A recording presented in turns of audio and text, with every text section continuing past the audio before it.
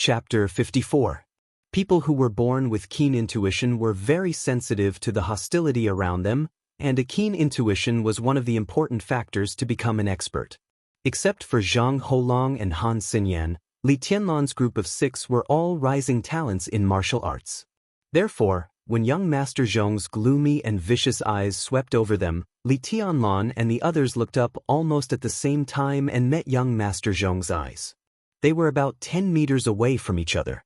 The light in the bar was a little dim, so Li Tianlan couldn't see young Master Zhong's expression clearly. But young Master Zhong's eyes were fixed on him with undisguised coldness and hatred. To be exact, young Master Zhong's eyes should be on Wang Yuetong. Li Tianlan's heart skipped a beat. He glanced at Wang Yuetong beside him and asked slowly, "Who is that?"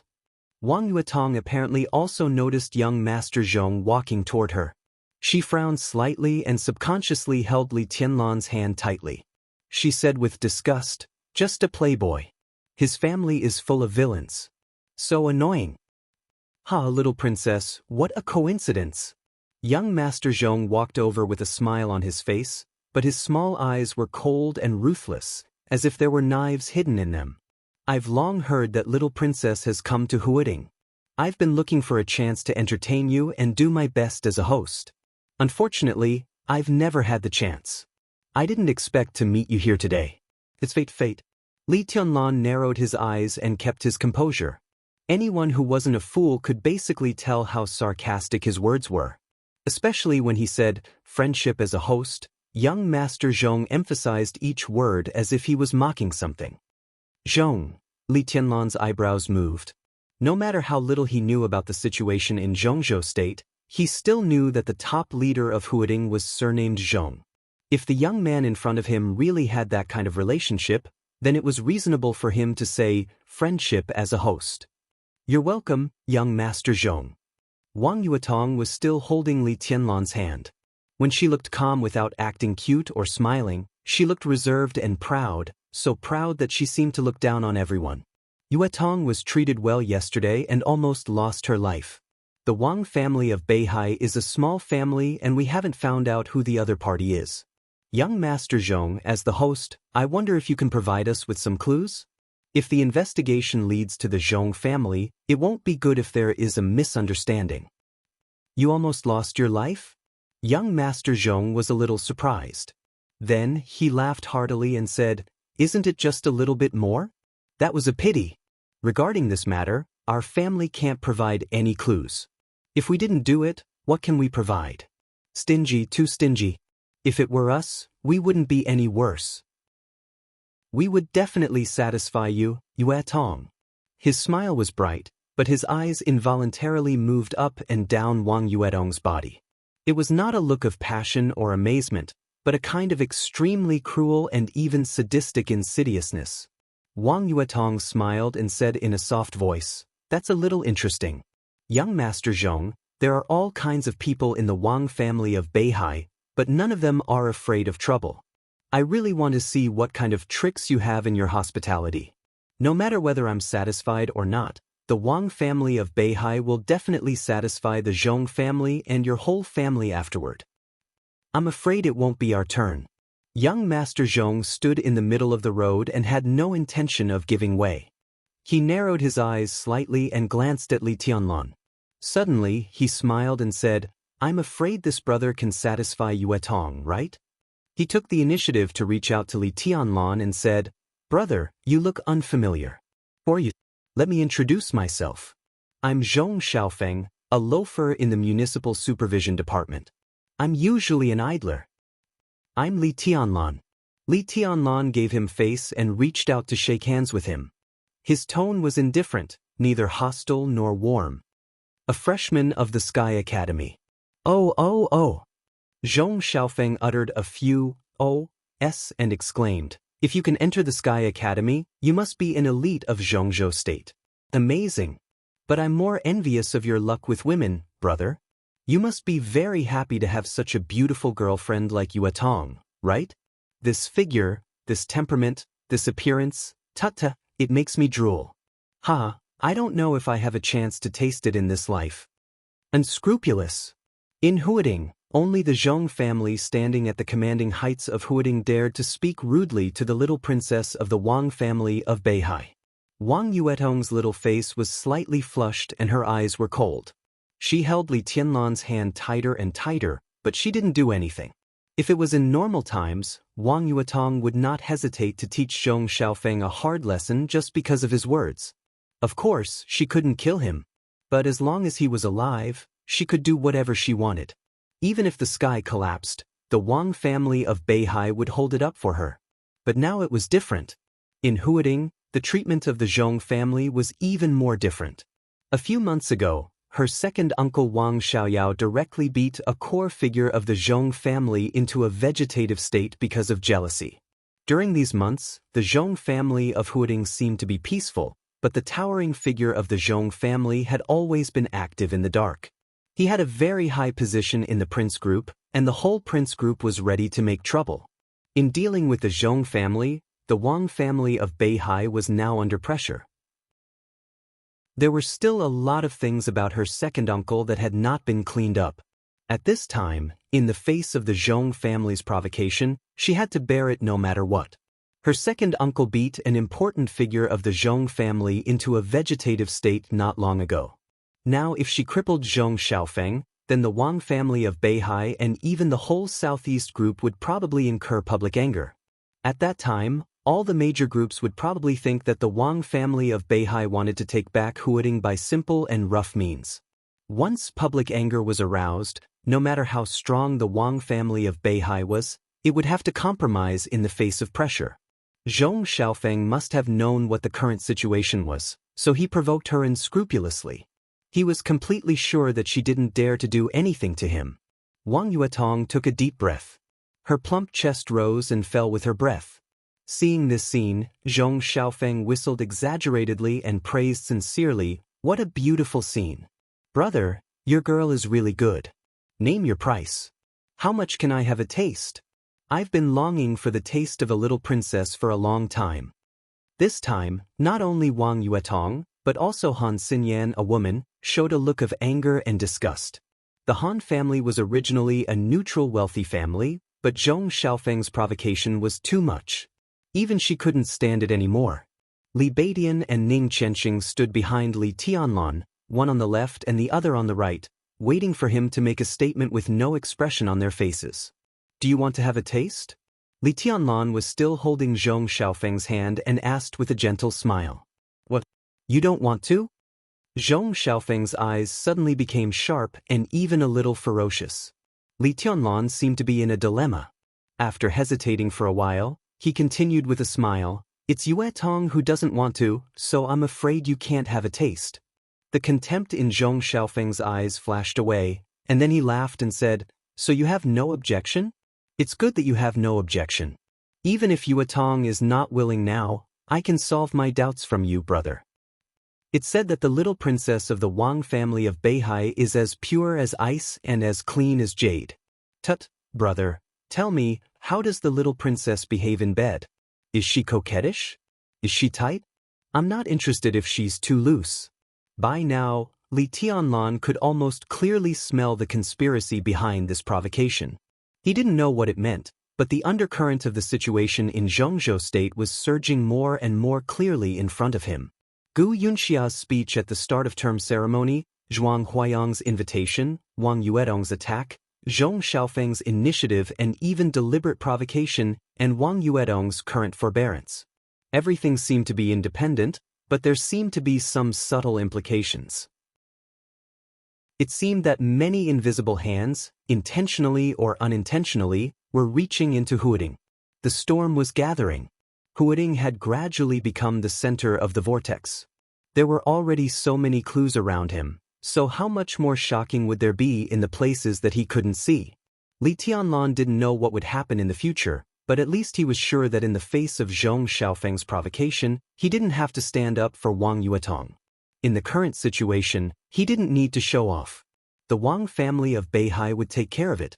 Therefore, in the face of Zhong Xiaofeng's extremely insulting question, he just shook his head, as if he really didn't have any temper. He laughed and said, "I don't know." Wang Yuetong's eyes dimmed slightly. Behind him, Han Xinyan's eyes also flashed a trace of disappointment. Brother, it seems that you want to leave me a sense of mystery. I know what you're thinking. After I have a taste of Yuetong, we can have a good talk. I'll unlock many new positions for you, by the way. You're so sensible, I think you'll say thank you to me, right? Zhong Xiaofeng laughed. Not only did his words become more and more outrageous, but he even stretched out his hand and gently patted Li Tianlan's face. Li Tianlan looked calm, but his eyes narrowed slightly. Zhong Xiaofeng looked at Li Tianlan and didn't speak. He suddenly lost interest in such a cowardly Li Tianlan and didn't want to tease these freshmen of the Sky Academy too much. His goal had always been firmly locked on the Wang family of Beihai. How unattainable was the little princess of the Wang family of Beihai?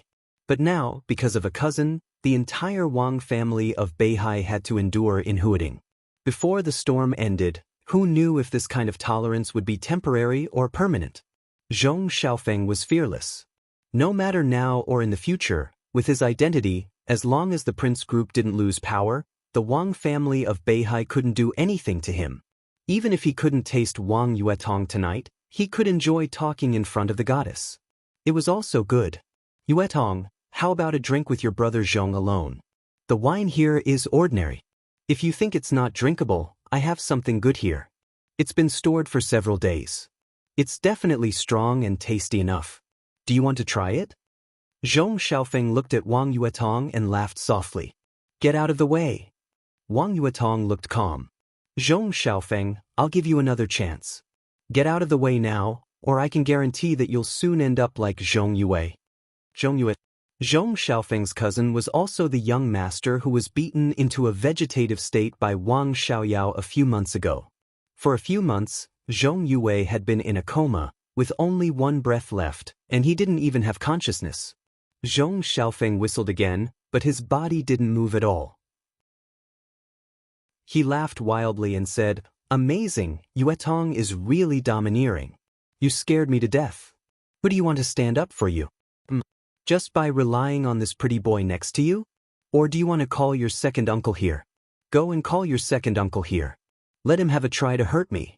Let's see if he dares to do so. You disabled my cousin for a bitch. Do you really think Zhongzhou State belongs to the Wang family of Beihai? Bullshit. He's pursuing Qin Weibai, isn't he? Go back and tell Wang Xiaoyao that Qin Weibai will be a plaything of the Zhong family sooner or later.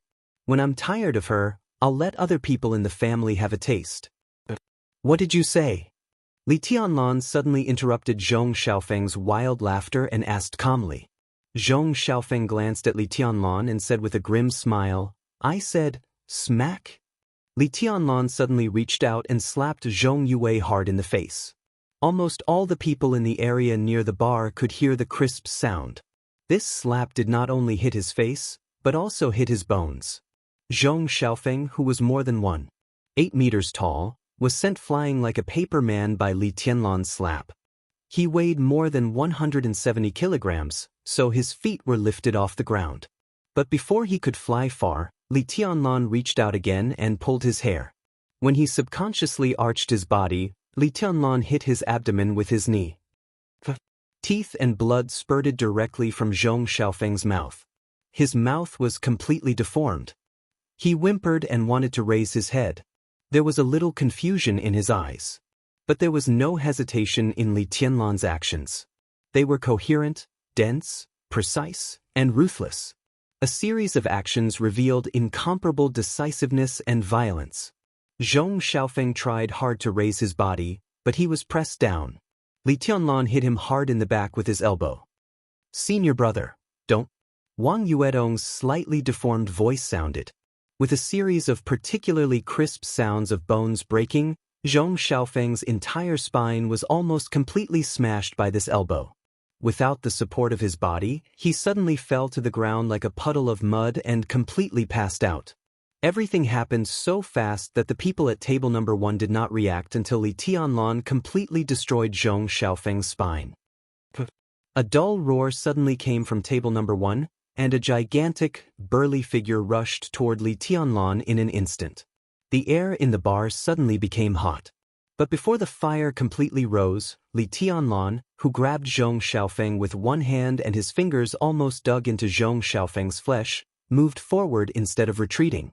He directly punched the burly man who rushed toward him. One punch against another. There seemed to be wind and thunder roaring in the air. All the joints in Li Tianlan's body were vibrating at the same time. In an instant, all the strength was condensed in his fist. Bang!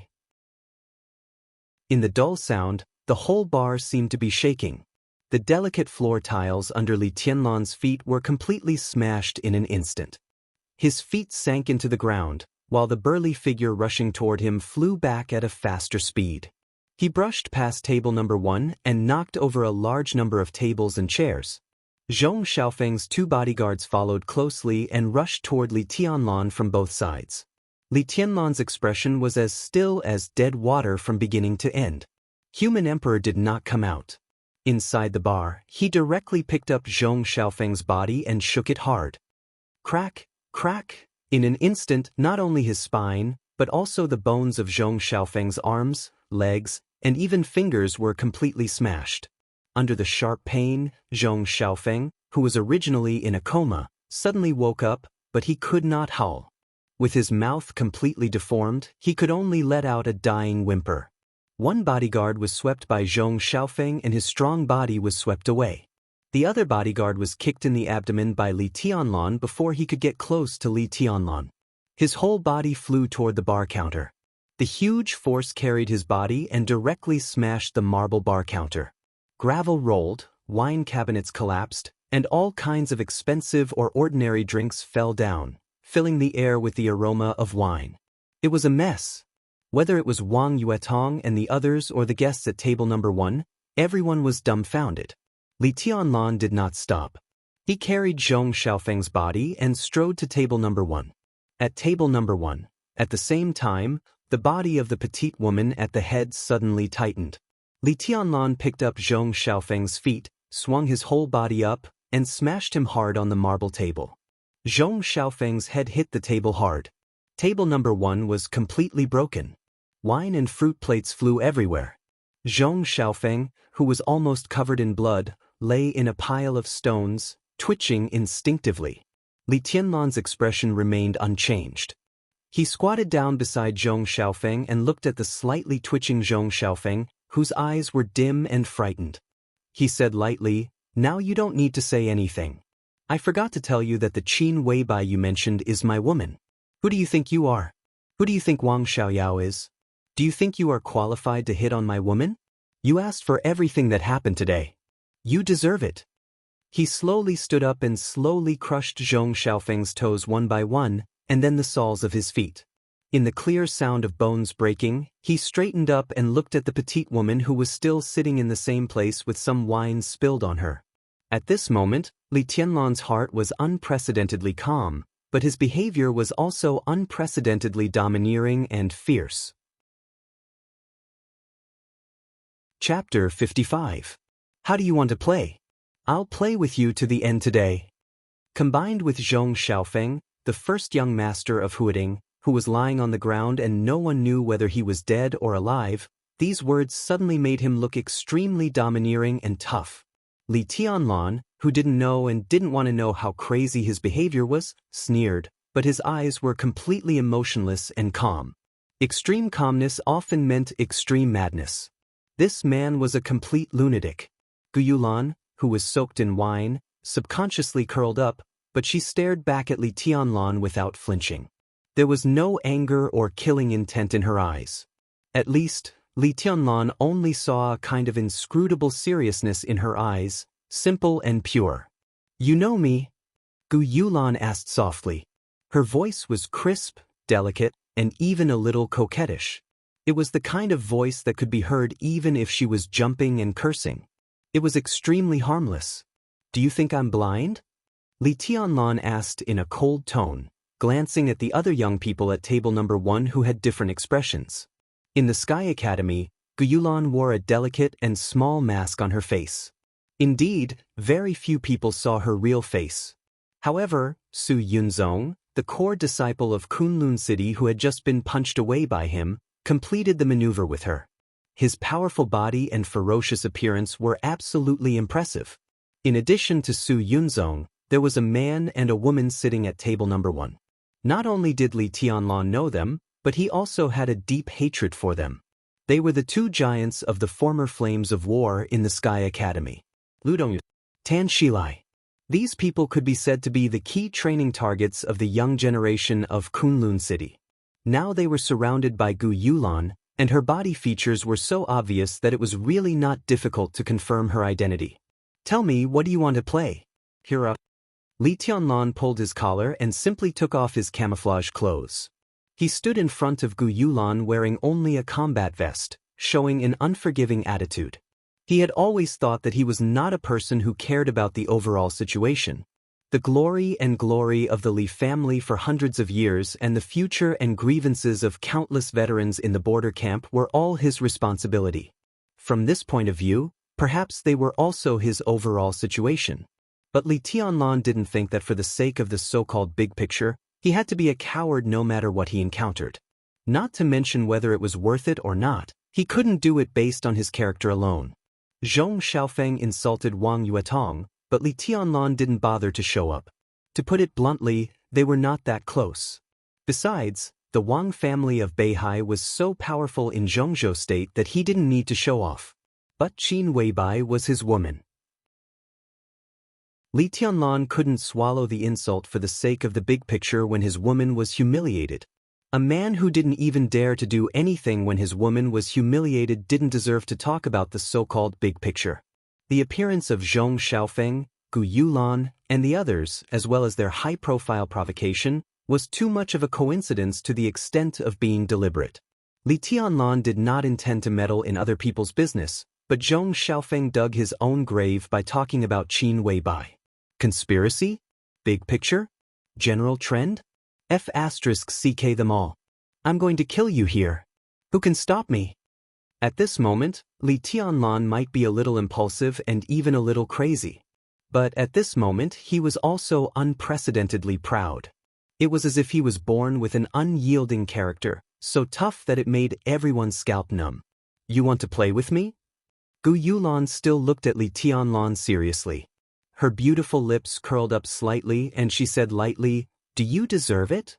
She glanced at Li Beidan and Ning Chenxing out of the corner of her eye, and said lightly, "Get out of here, and I can let go of your offense today for the time being. Since you like to play so much, someone will play with you soon." She moved her crossed legs slightly and casually pointed at Zhong Xiaofeng, who had completely fainted, with the tip of her high heels. "I forgot to introduce him to you.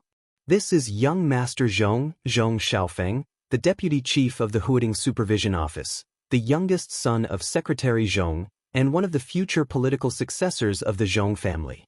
How do you think the Zhong family will thank you for crippling Zhong Xiaofeng?"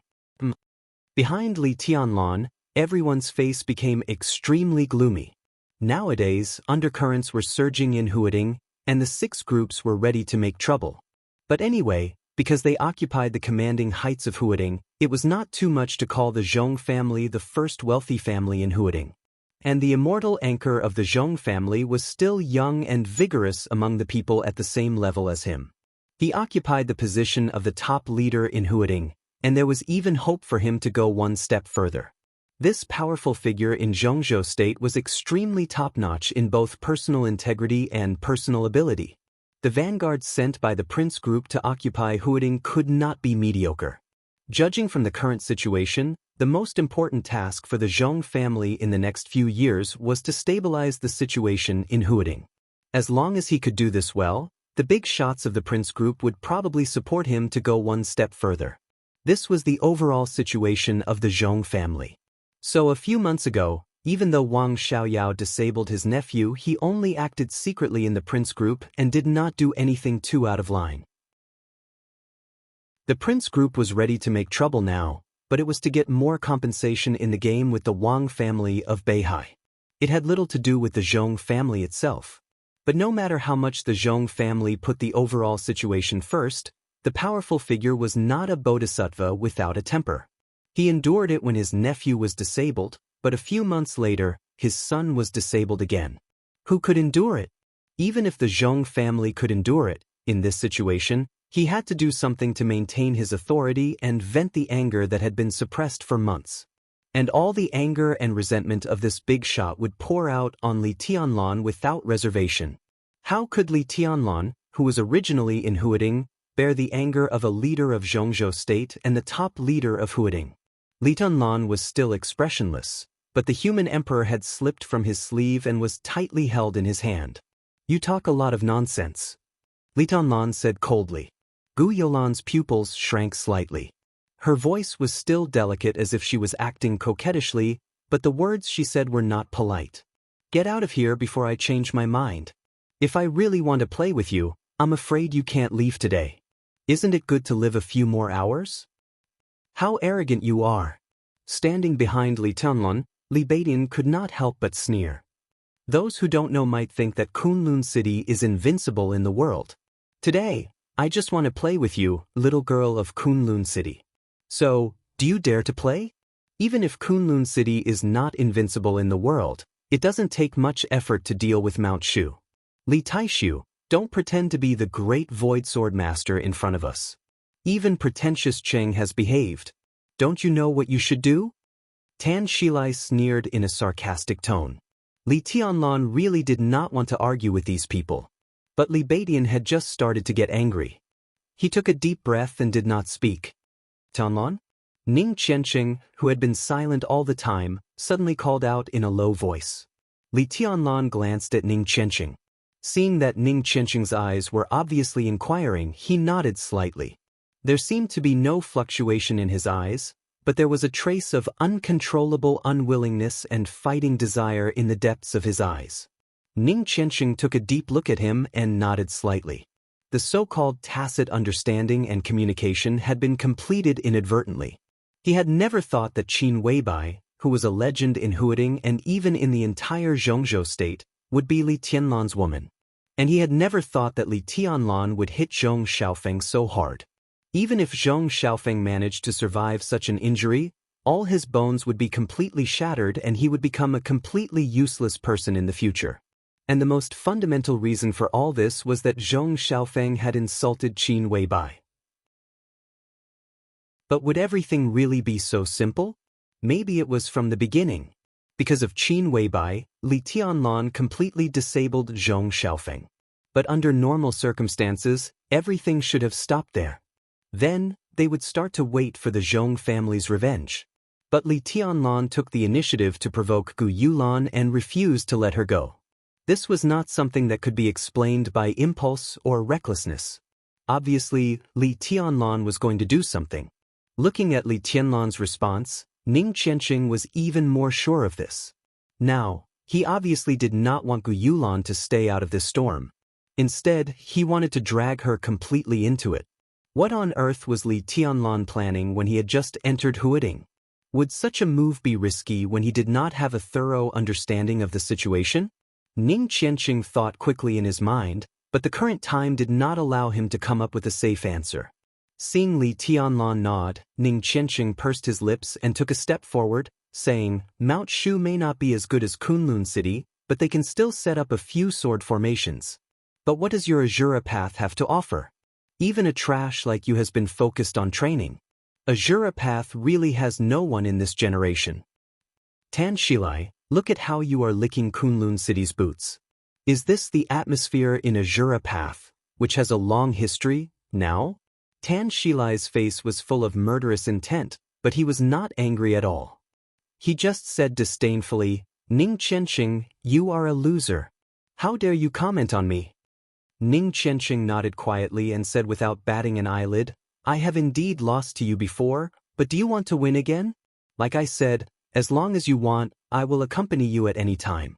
How about a life and death battle?" The murderous intent in Tan Shilai's eyes kept jumping, cold and violent. But he forcibly restrained his emotions and turned to look at Gu Yulan, whose expression was calm but hesitant. He and Ning Qianqing could be said to have grown up in the same courtyard. Even if they were not playmates, even if their parents had different standpoints, they were far from treating each other as mortal enemies. Many years ago, the two of them even had a friendship that was neither good nor bad.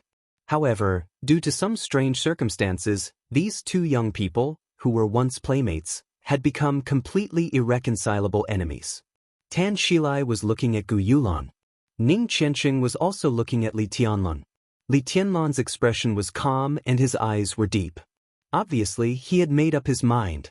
Ning Qianxing smiled and directly made up his mind. Shilai, I played with your mother. In terms of seniority, it's not too much for you to call me dad, right? Ning Qianxing, you deserve to die. Tan Shilai, who was looking at Gu Yulan, suddenly stood up and stared at Ning Qianxing with red eyes. King say that again. You want to play so badly? Gu Yulan finally opened her mouth and said flatly, Okay, Shilai, you play with them. Her tone was calm, but if one listened carefully, they would find that she was reluctant. Li Tianlan. She had heard this name countless times since the end of the entrance maneuver. Lu Dongyu was saying. Su Yunzong, her follower, was saying. Even director Gu Yunxia, was saying. She could ignore the opinions of the first two, but she had to pay attention to Gu Yunxia's. Gu Yunxia's meaning was clear. Li Tianlan was likely to become one of the threats to Kunlun City in the future, so she hoped that Gu Yulan would find a suitable opportunity to kill him directly. Gu Yunxia also made it clear that she didn't want to see Li Tianlan return to the Sky Academy to attend classes after the vacation. Given Gu Yunxia's status, it was basically in order for her to say this to Gu Yulan. The plan she gave Gu Yulan was also very simple. She could either kill him directly or disable him in a subtle way. There was no need to explain to kill him directly. It was also not difficult to disable him. According to the information Gu Yulan knew, Li Tianlan had forcibly raised his realm in the entrance maneuver, so he must have been seriously injured. While injured, she could take advantage of this vacation to send people to kill Li Tianlan and force him to keep forcibly raising his realm. When the number of times increased, even if Li Tianlan didn't die, he was bound to be a useless person, and his future achievements would be extremely limited. In terms of candidates, Gu Yulan could choose too many. Lu Dongyu, Tan Shilai, and Su Yunzong were all candidates who could force Li Tianlan to raise his realm. Gu Yulan originally planned to take action when she met Li Tianlan tonight. But judging from Li Tianlan's state when he fought, he didn't look like he was injured at all. As a result, Gu Yulan suddenly became a little hesitant. In her mind, it was best to slowly exhaust Li Tianlan's potential. But when Li Tianlan was in good health, she had to personally take action to force Li Tianlan to raise his realm. In that case, the battle between the two would be a little more risky for her. Therefore, Gu Yulan originally didn't intend to pay attention to Li Tianlan's provocation. Anyway, he had completely disabled Zhong Xiaofeng. Even if she didn't take action, the Zhong family wouldn't let him go. But Li Tianlan was determined to provoke him to the end. Li Baidian and Ning Qianxing began to be eager to take action. In particular, Ning Qianxing's extremely insulting words made Tan Shilai completely lose his mind. At this time, if she still didn't give in, she was afraid that Tan Shilai would have some ideas in his mind. In that case, it was better to take advantage of the situation and not take action against Li Tianlan for the time being. It was also a good choice to first disable Ning Qianxing and make him lose his right-hand man. Okay. Tan Shilai grinned hideously and stared at Ning Qianxing. Tonight, I'll play with you. A life-and-death battle is a life-and-death battle. Loser, you're courting death. Are you sure? Gu Yulan looked at Ning Qianxing's still calm face and said with a frown. Give me 3 minutes. You just need to watch. Tan Shilai twisted his neck and said with resentment in his eyes, Another place? Do you dare to come, drunkard Qing? I don't care. Ning Qianxing's tone was calm. Tan Shilai nodded, pointed at Ning Qianxing, and walked directly out of the bar. Li Tianlan moved his body and said calmly, Let's follow and have a look. Damn it, what's going on? How did this happen when I was away for a while? As soon as Li Tianlan turned around, Zhang Holong's voice came directly to him. He was followed by a large group of scantily dressed girls, and the one closest to him was a stout fat man with cold sweat all over his face. Young Master Zhang, your friend beat young Master Zhong Xiaofeng. Young Master Zhang, I'm begging you. Please help me. You must save me. Beside Zhang Holong, the fat man, who weighed at least 250 kilograms, was trembling all over and said in a pitiful tone, "Zhong Xiaofeng?" Zhang Holong's eyelids twitched. He glanced at Li Tianlan and then said, "Why are you so nervous? Take him first." He pointed at Zhong Xiaofeng's body and said, "Take this idiot to the hospital and then close the bar for a few days.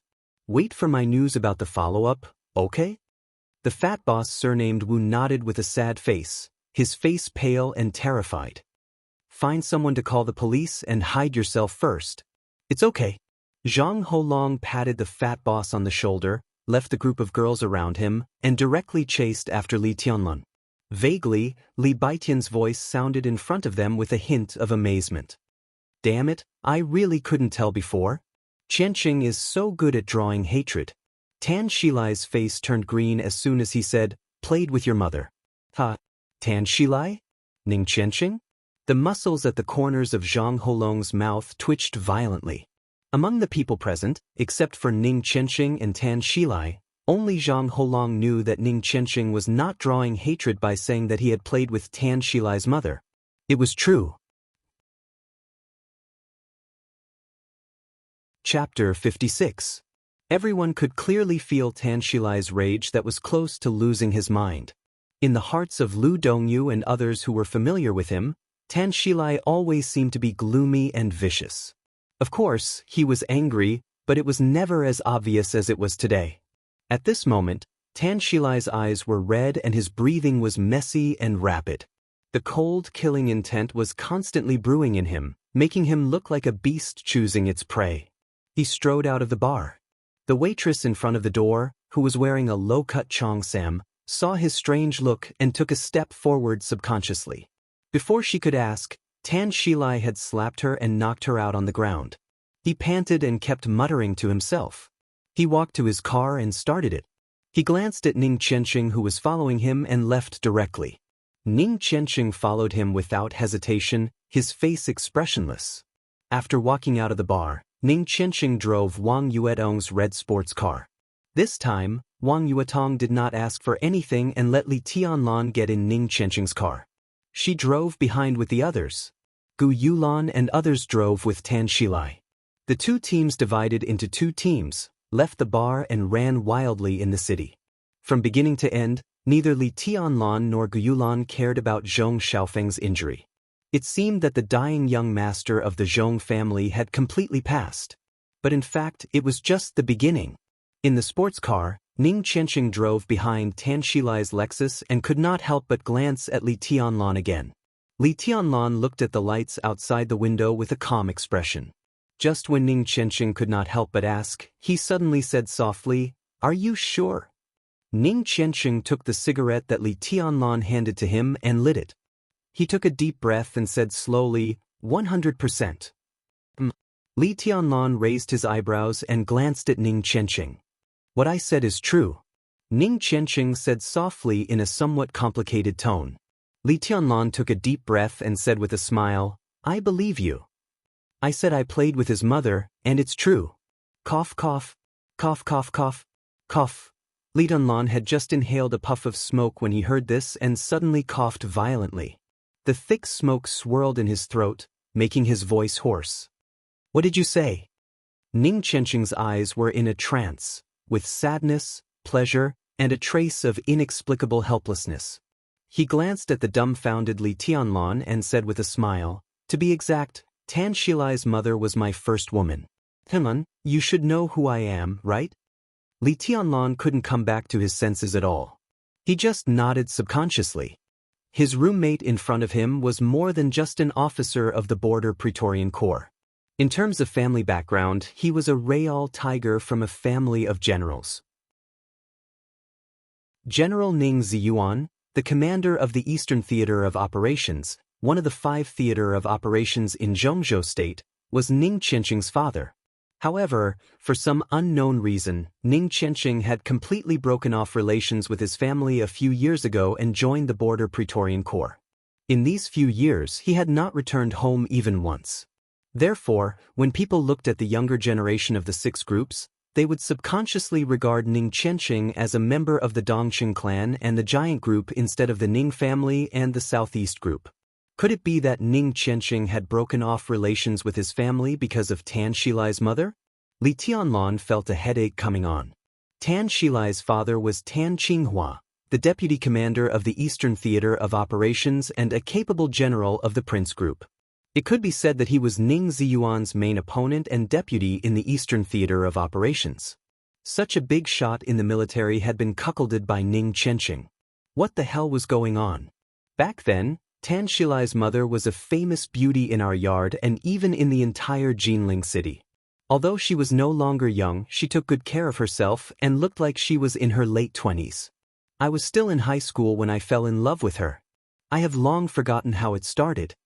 Ning Qianxing said calmly, but I used some tricks to get that woman.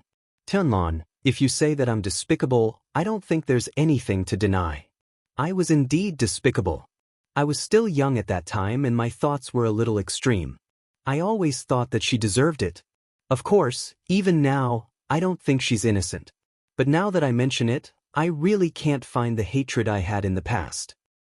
Does Tan Shilai know about this? Li Tianlan asked. He couldn't tell what he was feeling in his heart. Ning Qianxing twitched the corner of his mouth and revealed a twisted smile. Once, it even happened in front of Tan Shilai, in his parents' bedroom, under his father's wedding photo. He's not blind, how could he not know? Not only him, but even Tan Qinghua knew later. I played with her for 2 years, how can there be an impenetrable wall? It's normal that he knows. Hearing the ferocity in Ning Qianxing's tone, Li Tianlan smiled helplessly and said, And then? Nothing. I was with her for about 2 years. In the first year, Tan Shilai saw it, but I don't know what he was thinking, so he didn't tell his father. Later, I became even worse. As long as Tan Qinghua wasn't around, I would go to his house. Tan Shilai even rarely went home. If I hadn't deliberately thrown the woman's underwear in Tan Qinghua's car after we were done, he probably wouldn't have found out. Later, I left Jinling.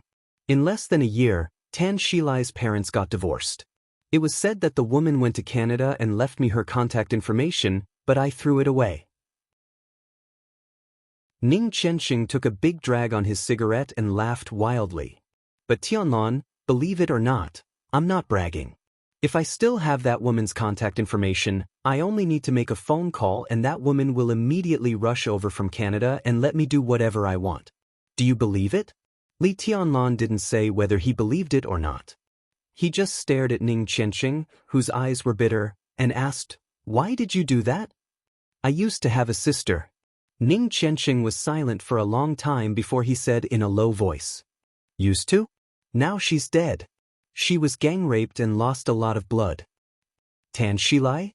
Heh, then your father at that time, for the so-called unity and promotion, for the interests of the whole family, what's the big deal about a daughter who isn't his own daughter? The topic ended there. The car fell into complete silence. This story, which was not very exciting and even a little sad, was undoubtedly the cause of Ning Qianxing's break with the Ning family and the beginning of his feud with Tan Shilai. Li Tianlan opened the window. The night wind whistled into the carriage, clearing his mind at once. So, no matter what, sooner or later, I'll kill Tan Shilai sooner or later. He should have died a few years ago. If it weren't for his mother begging me to show mercy in bed, I wouldn't have lost to him that time. I lost to him once to give face to that woman. This time he must die. Ning Qianxing suddenly said, In fact, I also want to thank you. If you hadn't helped me find this opportunity, I wouldn't have done it now even if I wanted to kill him. How do you know that I'm not using you? Li Tianlan said flatly. You and I are brothers. How can you use me? Ning Qianxing shook his head and narrowed his eyes. If you need me to do it, I'll do it and avenge myself. It's killing 2 birds with 1 stone. Not only me, but Li Baidian probably thinks so too. There are so many interests and calculations between brothers. Your business is our business. But I'm curious, what do you want to do? I can understand that you crippled Zhong Xiaofeng, but you keep provoking Gu Yulan. Do you have any other plans? Of course I have other plans. Li Tianlan chuckled and said, but it's not so complicated. I just want to take this opportunity to make it big and see if I can find out someone's background. It'll be good for us in the future. As for why I asked you to do it, I've already crippled Zhong Xiaofeng and offended the prince group. How can I attack Kunlun City first? That's not finding out, but courting death. But I want Kunlun City to join in, so I can only ask you to take the initiative to attack. I hoped that Gu Yulan could have a life-and-death fight with me directly, but I didn't expect that your words would completely infuriate Tan Shilai. Although it's not the best result, it doesn't seem bad now. Finding out. Ning Qianqing was deep in thought. You killed Tan Shilai, which may involve the people behind you. In a way, this is what I want to see most. If I only crippled Zhong Xiaofeng, the people behind me may not be willing to protect me. But if one or two other superpowers are involved, the situation will be different. You have the giant group and the southeast group behind you. From this point of view, you're the best candidate. Li Tianlan was completely telling the truth. He looked at Ning Qianqing's profile and said frankly, if you don't want to, stop the car now. It's not too late. Ning Qianqing looked at Li Tianlan with a strange look in his eyes. After a while, he chuckled and said, the Border Praetorian Corps has never been afraid of trouble. No one will say that I'm wrong to stand up for my brothers and comrades. But I'm curious, whose background do you want to find out? A lot of people, in the open and in the dark, good and bad, even including you and Baitin. Li Tianlan looked out of the window and said softly, Qianqing, I'm different from you. I come from a place where even birds don't shit. I have some family background, but they're not of much use for the time being. So I'm not used to hooting. You talk about the Wang family of Beihai, the 4 gods of Zhongzhou State, the 6, the Dongqing clan, and Sai City. I really don't understand. Of course, now I understand, but it's no different from not understanding. You can't understand the panic in my heart when I heard you talk about Zhongzhou State. I grew up in Zhongzhou State, but I always felt out of place in the entire Zhongzhou State. After I came to Huading, this feeling became more obvious. Because of an elder in my family, I wanted to integrate myself. What happened tonight is an opportunity. Maybe it's not good enough, but I don't want to wait anymore. I don't want to get anything from what happened tonight. I just want to test someone's bottom line and see things better. I can't see anything now. This feeling is not good, really not good. Ning Qianqing was silent. The 2 teams of cars gradually drove out of the bustling city, and their speed was getting faster and faster. Have you ever thought that even if you get the force behind me involved, the person behind you is still not willing to protect you? What will you do? Ning Qianqing suddenly asked. Zhong Xiaofeng has a high status in the Zhong family. His injury tonight will definitely make the big tree in the Zhong family furious. Zhong Xiaofeng deserves it. Li Tianlan's tone was calm. Whether the person behind me is willing to protect me or not, he won't have a second result. He took out his mobile phone from his pocket and dialed a number. While waiting for the phone to be connected, he said softly, "Don't worry, I know what I'm doing." Ning Qianqing nodded and said no more. Li Tianlan's phone was quickly connected. A gentle and elegant voice came directly into his ears. "Tianlan, what's the matter?" "I'm in trouble." Li Tianlan closed the window and said very straightforwardly. On the other end of the phone, Zhuang Huayang's voice seemed to be a little surprised. He said with a smile, "It's only the 2nd day of the holiday. What kind of trouble can you cause?" "I disabled Zhong Xiaofeng." Li Tianlan said lightly, "It seems to be Zhong Yongming's son." Zhong Yongming?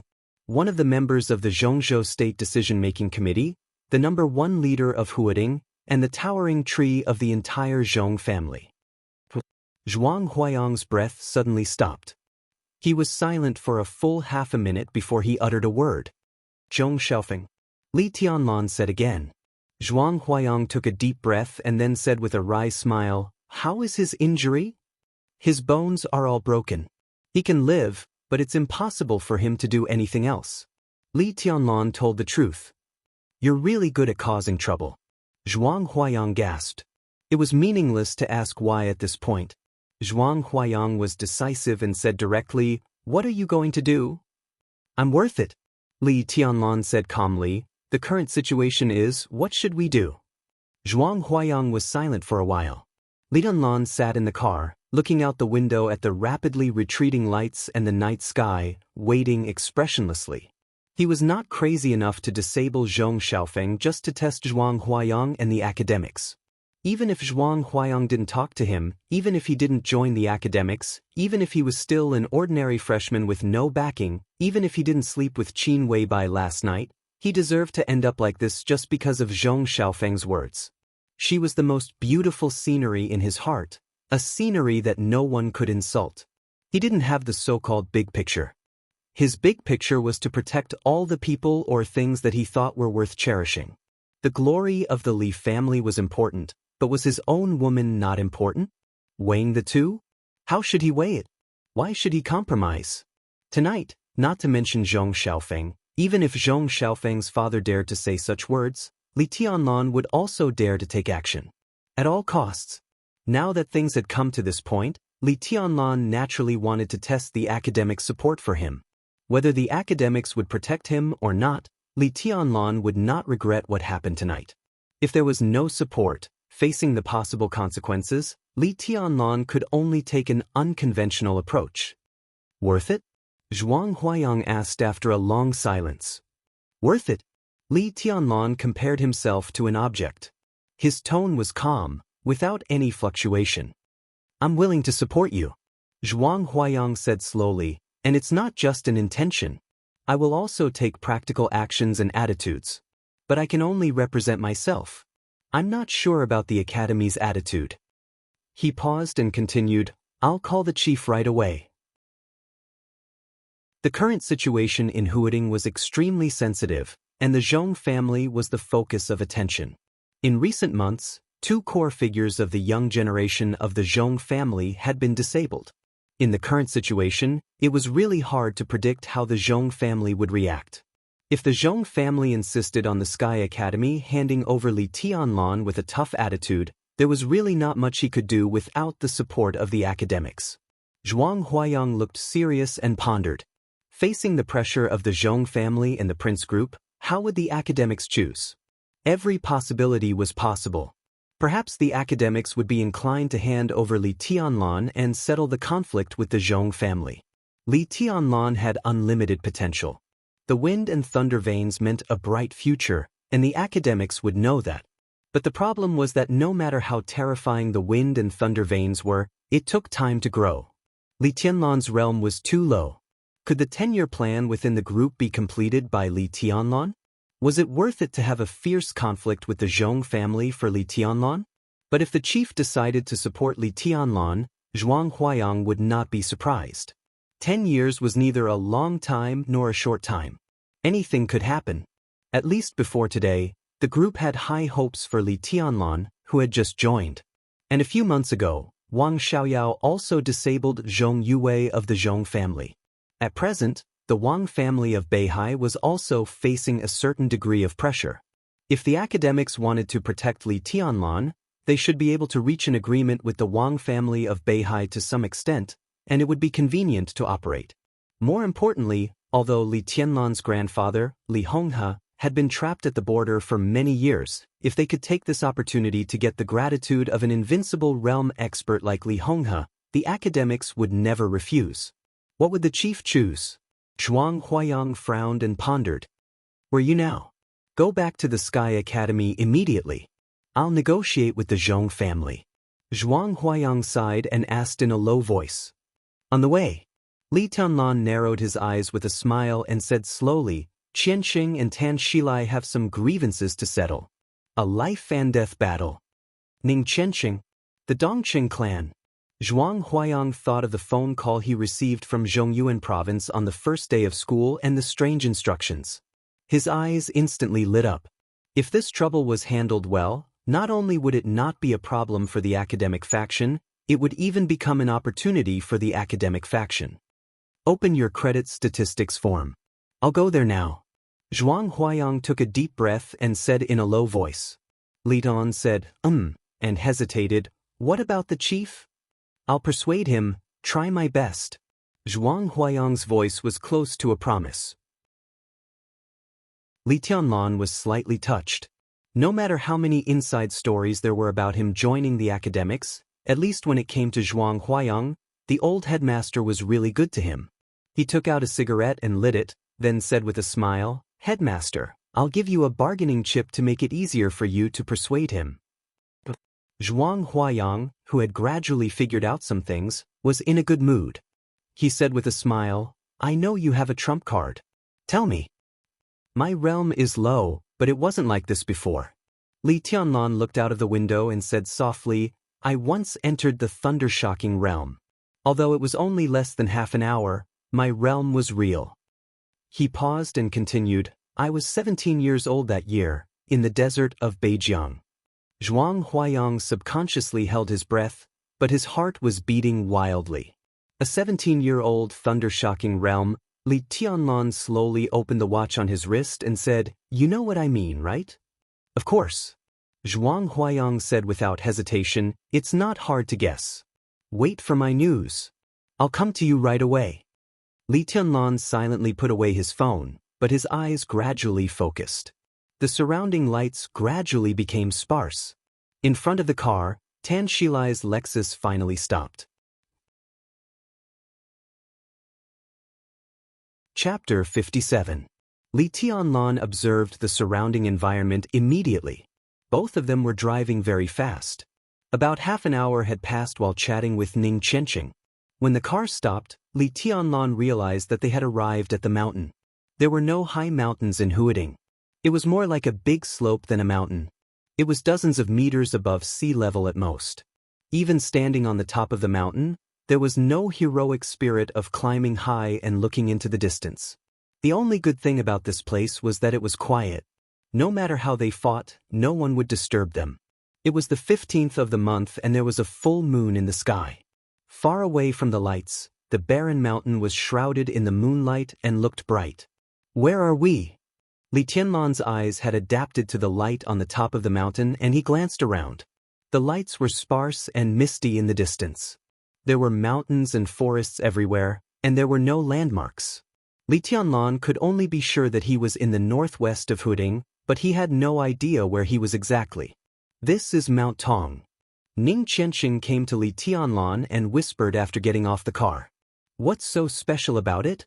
Li Tianlan asked Ning Qianxia, but he couldn't help looking at the Lexus in front of him. The door of the Lexus had been opened and Tan Shilai got out with a ferocious face.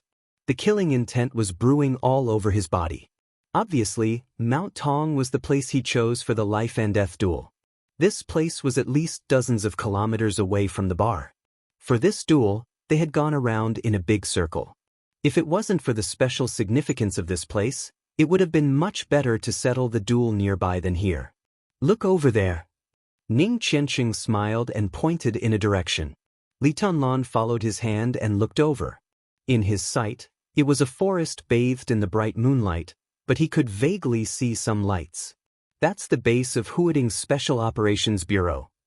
Ning Qianxia explained, "It's about 2 kilometers away from here." Huading's Special Operations Bureau. Li Tianlan naturally knew about this hidden and independent agency.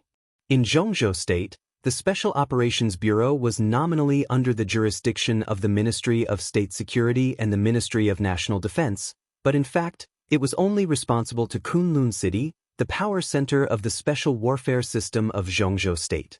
Kunlun City was the highest leading institution of the special warfare system of Zhongzhou State, and the Special Operations Bureau scattered throughout Zhongzhou State was the extension of the special warfare system's power. Different from the civilian forces, this unknown institution represented the official voice of the entire special warfare system. Currently, the Special Operations Bureau was a provincial-level unit with 1 chief and 2 deputies. In theory, there were not many restrictions on the number of personnel. The director enjoyed the treatment of a governor-general, but his existence was kept secret and was not exposed. He was the highest authority in the special warfare system of a province. In some particularly important cities, there would be a Special Operations Division, and the division chief would enjoy the same treatment as the head of the local administration. Huading was not a particularly important city, but one of the most important cities and windows to the outside world in the entire Zhongzhou state. Its political and economic status was higher than that of ordinary provinces. Therefore, the Special Operations Bureau was still set up in Huading, and it was one of the largest Special Operations Bureau in the entire Zhongzhou state. The director was at least an expert at the peak of the thunder-shocking realm, with the rank of general, who enjoyed the treatment of a governor. In the entire Zhongzhou state, he was a real bigwig. So, Li Tianlan asked. He did not know what the Special Operations Bureau had to do with this final battle.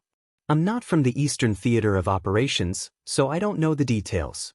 It should be that the elites of the Eastern Theater of Operations are going to carry out a military anti-terrorism exercise with the Special Operations Bureau in Huading in the next few days. This area can be considered as the scope of the exercise. Ning Qianxing looked at Tan Shilai, who was nearby, with pity in his eyes. Now my father and Tan Shilai's father are probably having a meeting in that base. He wants to kill me so that he can take my body to provoke my father, right?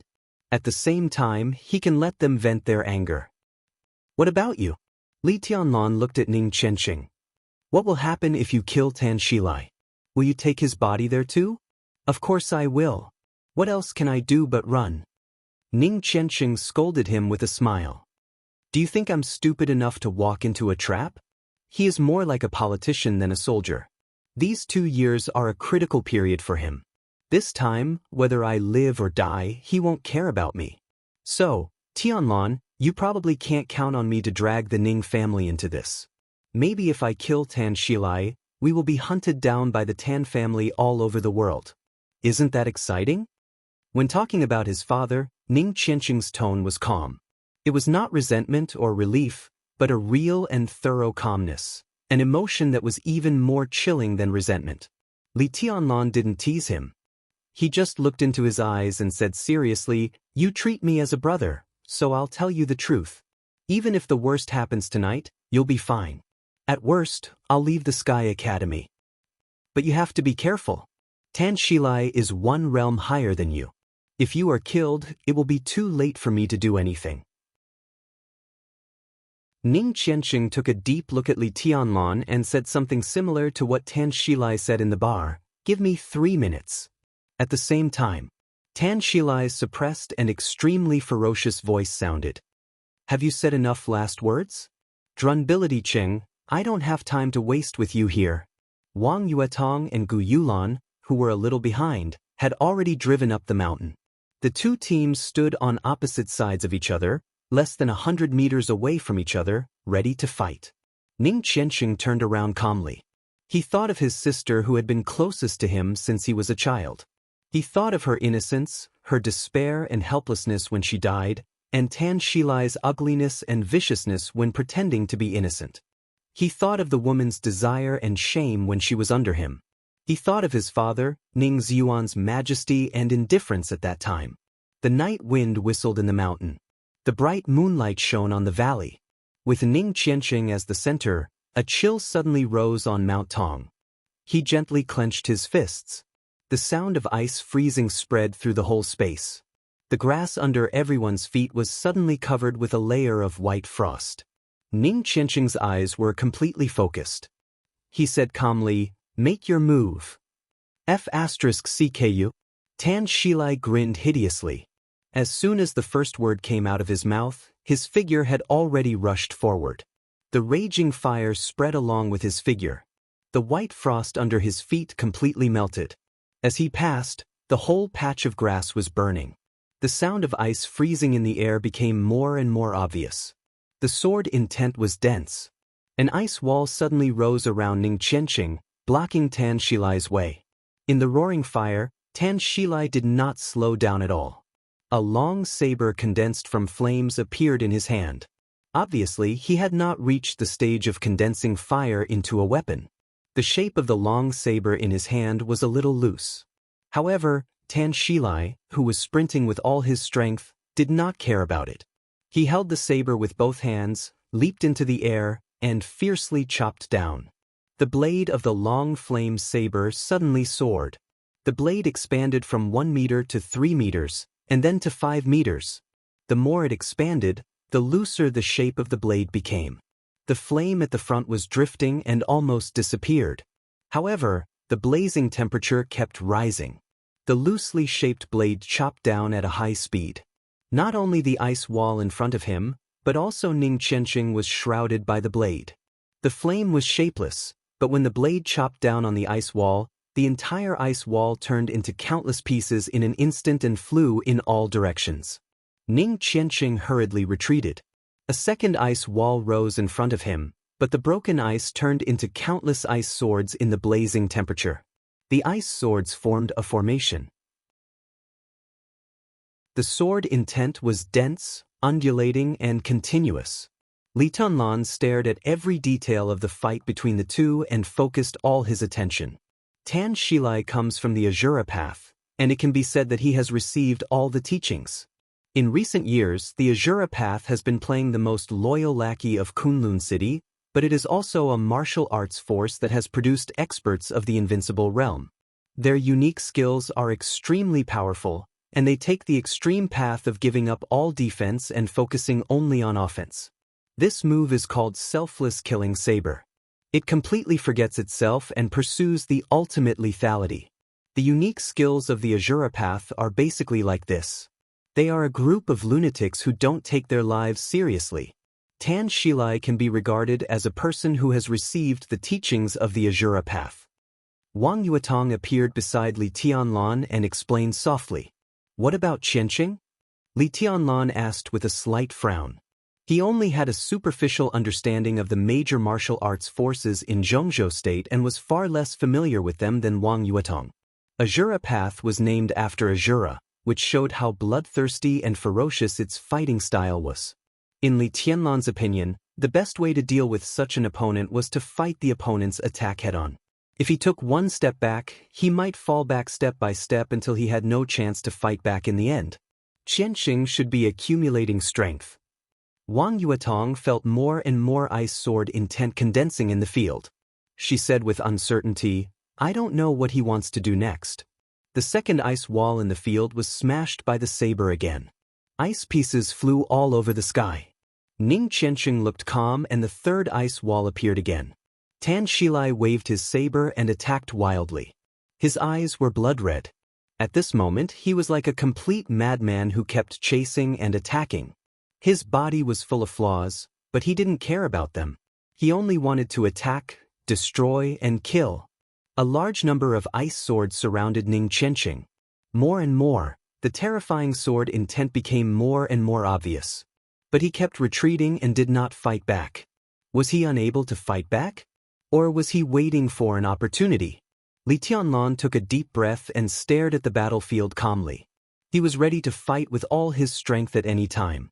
Don't worry. Qianqing is not as weak as you think.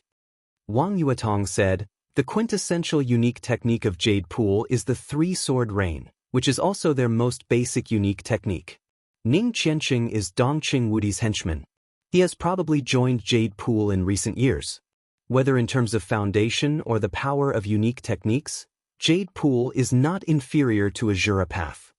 Li Tianlan glanced at her and said nothing. It's true that Mount Shu has sword intent. But at least for now, it seems that Mount Shu is living off its past achievements. The eldest brother of Mount Shu has been stuck in the half-step invincible realm for many years and never made a breakthrough. In the past few decades, no invincible realm expert has appeared in Mount Shu.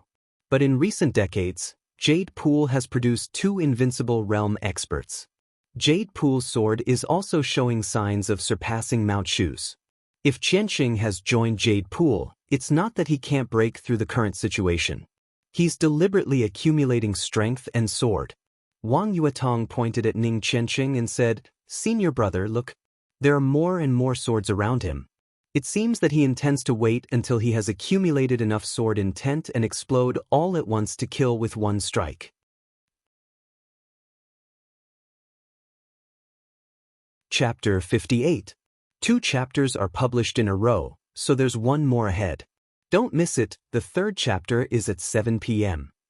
One outbreak, one fatal blow. Li Tianlan looked at Wang Yuetong and couldn't help saying, It's quite similar to the unique skill of your Wang family of Beihai. It's just similar in appearance. Wang Yuetong shook her head. The essence is completely different.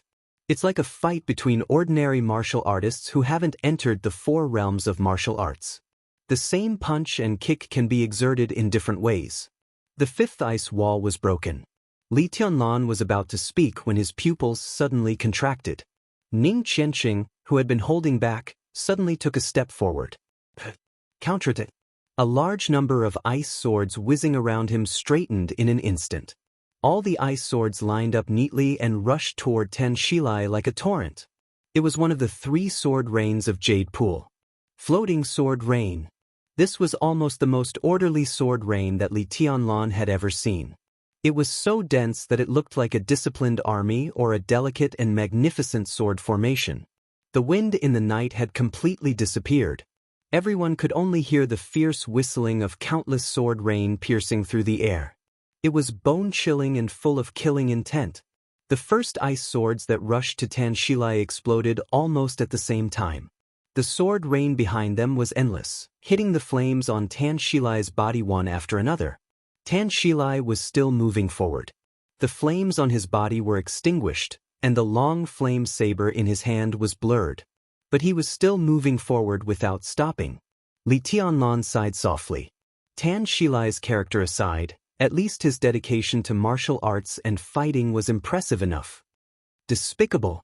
Wang Yuetong's expression suddenly changed and she shouted angrily. In the center of the battlefield, Tan Shilai, who was getting closer and closer to Ning Qianxing, suddenly strode forward. Bastard, go to hell. He suddenly laughed wildly and raised the blade in his hand. As he raised his arm, the originally blurry flaming long saber in his hand suddenly became several times more condensed than before. At the same time, the two of them were surrounded by rolling flames, and several huge flaming sabers appeared out of thin air. Although they were not as numerous as the sword rain, they were much more powerful. More than a dozen long sabers completely blocked Ning Qianxing's escape route.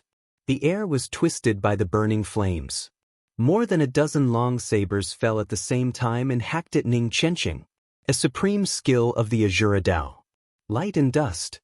It was a name that didn't sound very sharp, but it was the best move in the Azura path to seal the enemy. The most important thing was that this move could not be used by an expert who had just entered the fire-flaming realm. Tan Shilai is not only in the breakthrough phase of the fire-flaming realm.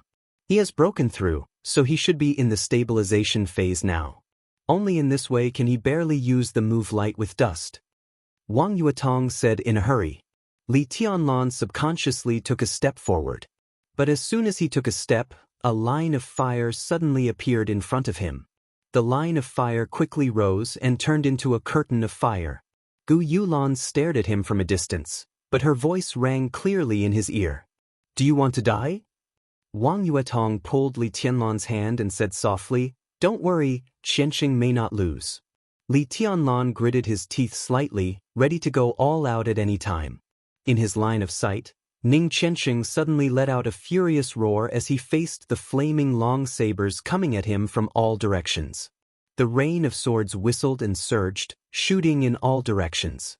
At this moment, he had also given up on defense and directed all of his swords towards the flaming blades in the air. No retreat. Ning Qianxing did not retreat at all. Instead, he went straight forward. An expert at the peak of the ice-condensing realm who had no defense ability was attacking an expert in the fire-flaming realm. Tan Shilai's eyes suddenly lit up with excitement. He laughed and stretched his limbs. A burst of crackling sounds rang out in his body. In an instant, Tan Shilai was completely wrapped in a large area of flames. Blood-bathing Azura. Wang Yuetong and Li Beidian spoke at the same time. Li Tianlan did not know what blood-bathing Azura was, but he could see how powerful this unique skill of Tan Shilai's was. To be exact, this was not a unique skill that could instantly increase the lethality, but a unique skill that could improve one's fighting state. At least in a short time, all the joints and muscles in Tan Shilai's body would be fully mobilized, making his strength and speed more terrifying. This was also a way of burning potential. How long this state could last completely depended on the user's willpower and physical strength. The Li family also had a similar unique skill. But this move, blood-bathing Azura, focused on combat strength and needed to burn potential. The unique skill of the Li family, on the other hand, focused on momentum. Pure momentum consumed willpower. The distance between the two sides was instantly shortened. Only Tan Shilai's roar could be heard on the battlefield. Blood-bathing Azura could be said to be the core inheritance of Azura Path. It could be used from the fire-flaming realm to the invincible realm. In a short time, his bones and muscles had been used to the extreme. Intense pain spread all over his body. Almost in the blink of an eye, the intense pain made Tan Shilai completely lose his mind. He only wanted to fight and completely tear all the opponents in front of him to pieces. Tear them to pieces. This was the most worthy way for Ning Qianxing to die. Only by dying like this could Tan Shilai wash away the shame he had suffered over the years. The long flame saber in the air disappeared. The sword rain disappeared. The moment the two were about to collide, a thin layer of ice suddenly appeared on Ning Qianxing's body. The thin ice melted and condensed. The flame went out and burned again. Their bodies collided fiercely. Ice and fire splashed in an instant. The sound of fists and feet colliding suddenly rang and disappeared. In Tan Shilai's hoarse roar, Ning Qianxing's figure flew out of the fire directly, and he spat out a large mouthful of blood. Qianxing! Li Tianlan stepped over the fire curtain and was about to attack with all his strength. It happened almost at the same second. Ning Qianxing's body shook violently in the air and he spat out another mouthful of blood. There was suddenly a glaring ice light between his hands. There was no sword rain. There was no sword. There was only a pale and glaring ice light that grew with the extension of his hands. The broken ice appeared in his hands and disappeared in an instant. At this moment, Ning Qianxing seemed to be holding a light in his hands. An overbearing and sharp sword energy formed with the light in his hands. Tan Shilai, whose eyes were red, roared and rushed forward, trying to tear his opponent to pieces. Ning Qianxing, who had been sent flying, was about to land. He stretched his hands to the limit and then suddenly closed them. In an instant, there seemed to be a pale rainbow shooting out from between his hands. The light extended to the limit. 5 meters. 10 meters. 15 meters. Ning Qianxing's body fell to the ground. He closed his eyes and coughed up blood, not even looking at the result. This was the most powerful sword move he could use at present. Although it was very forceful and had many flaws, he still used it. This was the unique skill of the Jade Pool Sword Sutra. It was derived from the 3 sword rains, but its status was higher than the 3 sword rains. Heaven-breaking rainbow sword. Tan Shilai's roar stopped abruptly. The white rainbow almost ignored the distance and the fire. The overbearing sword intent completely condensed and pierced through his chest. Fair and square. Fresh blood spurted out. His entire chest had been completely torn apart by the sword. Li Tianlan paused and then rushed to Ning Qianxing again. In the battlefield, Tan Shilai opened his mouth but no words came out. His body shook and fell to the ground, bringing up a large amount of black dust after the fire had burned out. Lying on the ground, Ning Qianxing stretched out his hand with difficulty, crushed a button on his shirt, and poured some powder from the button into his mouth. Qianxing, how are you? Li Tianlan looked at Ning Qianxing, who was almost covered in blood, and then at Wang Yuetong. He said without hesitation, do you have any medicine that can help Qianxing's injury? Oh, you... Yes. Wang Yuetong quickly glanced at Li Tianlan, as if she wanted him to owe her more. She took out a delicate small box from her pocket and opened it in front of Li Tianlan. There were more than 10 small secret compartments in the box, and in each compartment were some powders of different colors. These are all useful to him. Are you sure you want to owe me? Wang Yuetong said calmly. Don't talk nonsense. Let him eat it. Li Tianlan answered without any hesitation.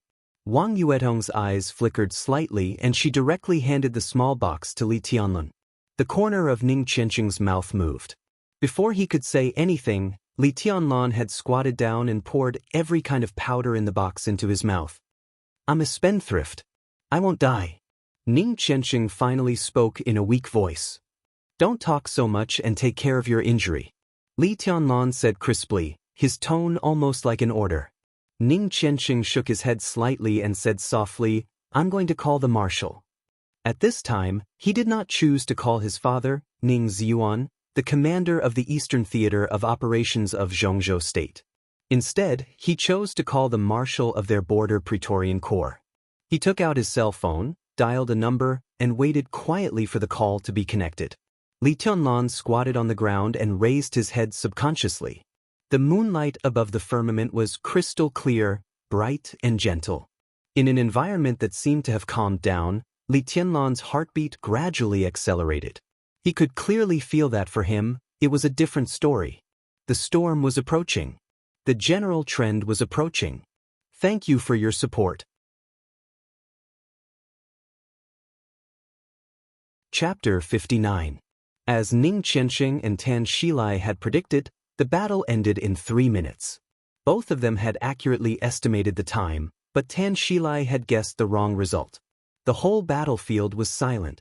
After the battle of life and death, the winner and loser were clear, but no one cheered or felt pain. Gu Yulan stood quietly on the top of the mountain with another mask on her face. The mask covered all her expressions, so no one could see what she was thinking. The moment Ning Qianxing's heaven-breaking rainbow sword appeared, her eyes fluctuated violently. But as the white rainbow that penetrated Tan Shilai disappeared, her eyes became indifferent again. I lost, she said softly. Her voice was so low that it drifted with the night wind that the people around her could not hear her clearly. He killed Tan Shilai. Su Yunzong roared and suddenly stepped forward. Stop! Gu Yulan's cold voice sounded with a strong sense of command. Su Yunzong paused and looked back at Gu Yulan without saying a word. Don't get involved in things that we shouldn't get involved in. Gu Yulan looked at Su Yunzong and said calmly. Before the unconvinced Su Yunzong could speak, she turned to Lu Dongyu and said softly, Do you understand? She deliberately softened her voice and sounded even more coquettish. But Lu Dongyu, who had been with her and rarely spoke, felt her scalp tingle. She nodded stiffly and said nothing. In the former flames of war, the big brother Lu Dongchao died in the entrance maneuver. Now the third brother, Tan Shilai, was also killed by Ning Qianxing. She was the only woman left, alone. Some of the backbones of the organization were either seriously injured or quit. They were no longer the giants of the last generation. What would happen to the flames of war in the future? Lu Dongyu glanced at Gu Yulan's expression and her heart sank to the bottom. What are we going to do next? Su Yunzong asked in a low, muffled voice as he stared in the direction of Li Tianlan and Ning Qianxing.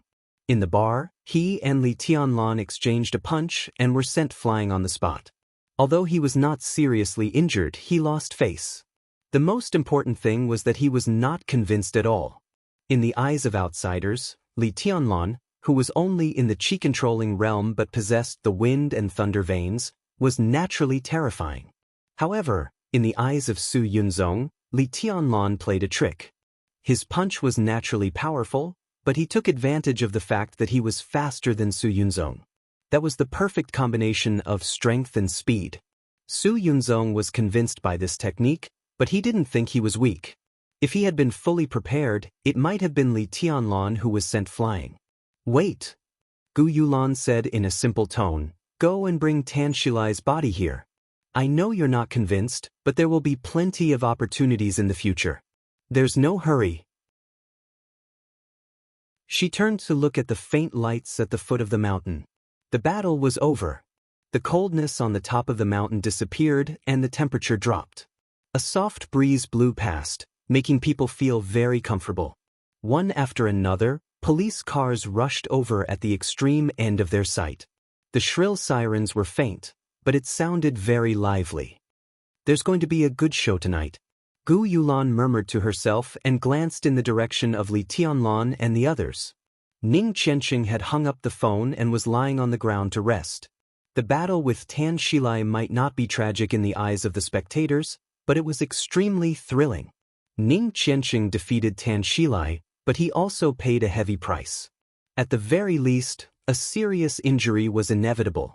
Fortunately, Wang Yuetong had brought a lot of drugs, so he would not be left with any sequelae.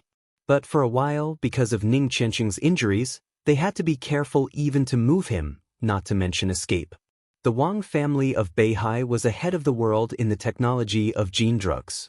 But except for the series codenamed Youth, which was regarded as a core treasure by the Wang family, the other drugs needed time to take effect, at least half an hour. During this time, with Ning Qianqing's injuries, the slightest movement could aggravate his injuries again. Li Tianlan sat beside Ning Qianqing, smoking and waiting quietly. After Ning Qianqing's injuries were stabilized, he was completely relieved. He was actually very calm, so calm that even he himself felt surprised. Everything that happened tonight was far from triggering the general trend of hooting. Crippling Zhong Xiaofeng and killing Tan Shilai were, at best, preemptively detonating some storms that had been brewing in hooting for many days. In other words, he had taken the initiative to enter the game. He had taken the initiative to enter the general trend that could easily tear anyone, even a wealthy family, apart. Li Tianlan did not know what he could get, and he did not even know how he would end up. But he was very clear about one thing.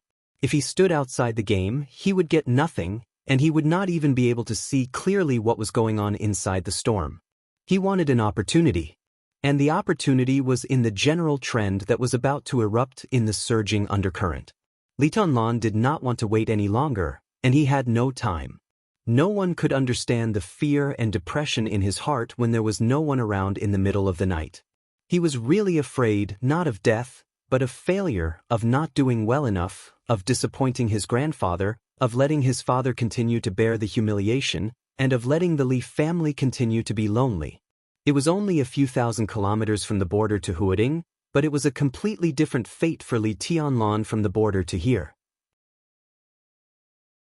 In less than a month, the Wang family of Beihai, Dongqing Clan, Kunlun City, 6, Jade Pool of Mount Shu, Sai City, and other behemoths that were powerful enough to influence the general trend of Zhongzhou state appeared in front of him one after another in a flourishing atmosphere, either overtly or covertly. Li Tianlan could maintain his composure on the surface, but the pressure in the dark almost made him breathless. That was the feeling of destiny quietly approaching, which could not be resisted and could not be resisted. The undercurrent in Huading was surging. The danger seemed to be extremely far away from Li Tianlan, but the opportunity was also extremely far away from him. He knew that he had to join the game, even if he was smashed to pieces, even if he was doomed eternally. Because in this game, there was an opportunity that he needed.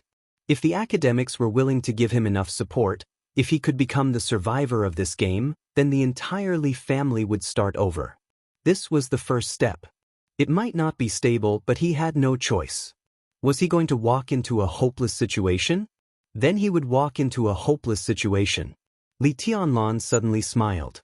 All his decisions tonight were extremely crazy, but his heart was unprecedentedly calm. Coming back from the jaws of death, he muttered to himself in a low voice, his tone erratic. What? Ning Qianqing, who was lying beside him, opened his eyes and looked at him and asked. Nothing. Li Tianlan shook his head and looked at Ning Qianqing. Suddenly he squinted and smiled. The sword intent of the last sword is so great that its power is no longer at the ice-condensing realm, but directly into the fire-flaming realm. Should I congratulate you? One more meditation, Ning Qianqing said. Ning Qianqing said. He had been stuck at the peak of the ice-condensing realm for more than 2 years, and his realm was almost perfect. Tonight's battle could be said to be the ultimate release of all his combat strength. On the brink of life and death, he got his revenge. Now, he was only one meditation away from the fire-flaming realm, and it would not take long. It's not easy. Li Tianlan's eyes were sincere. Congratulations. Yeah, congratulations. Li Baitian's somewhat sour voice sounded.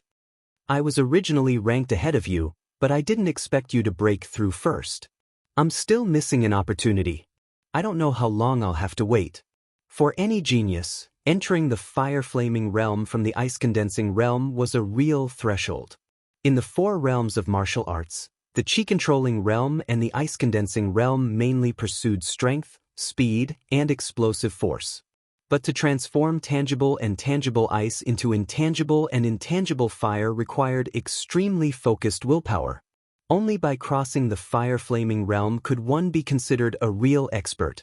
This was the consensus of the Dark World. Any genius could be stuck at this threshold. It was normal for a few months or even a few years. But once this threshold was crossed, a warrior's strength, speed, explosive force, willpower and physical coordination would develop in a perfect direction, and he would sprint towards the thunder-shocking realm step by step. If entering the fire-flaming realm from the ice-condensing realm was the threshold, then entering the thunder-shocking realm from the fire-flaming realm was the gap. For countless years, countless geniuses stood outside this gap and could not even take half a step forward in their lives. Only a few people who easily crossed this gap were called real geniuses. For these real geniuses, the thunder-shocking realm was their life's peak of martial arts. Entering the invincible realm from the thunder-shocking realm was a natural moat. No one could accurately describe what kind of state could allow one to enter the invincible realm. Only they themselves knew the scenery of the invincible realm. That realm was so mysterious that even the most basic teaching couldn't be done. Therefore, in a general sense, although martial arts were divided into 4 realms, only the fire-flaming realm was the real beginning. After the fire-flaming realm, the scenery of ascending to heaven step by step was also the goal that all martial artists pursued tirelessly. Li Beidian was also in a state where he could break through at any time but was just a step away. Now that he saw Ning Qianxing was 1 step ahead of him, it would be a complete lie to say that he was not envious and jealous. What are you jealous of? Ning Qianxing was not polite to Li Beidian at all. He said in a weak voice, "When this is over, I will have a chance to finish my meditation. It's not too late for you to be jealous." The shrill siren came from afar and became clearer. A large number of police cars with flashing lights rushed over in a mighty manner. Everyone's expression turned solemn. "Cousin, I called my dad. He's in Yuzhou for a meeting, but he's already asked Secretary's son to rush over. I think he'll be here soon." Zhang Holong said with a solemn expression. After the old master of the Zhang family retired, Zhang Holong's father, Zhang Xiaohua, carried the banner of the Zhang family. Now he was one of the standing committee of Huading and in charge of discipline inspection. His ranking was only second to the secretary, the mayor, and a deputy secretary, ranking 4th. In the whole of Huading, Zhang Xiaohua was a real figure of power. What was certain was that this was not the end of his official career. Ning Qianxing glanced at him and nodded slightly.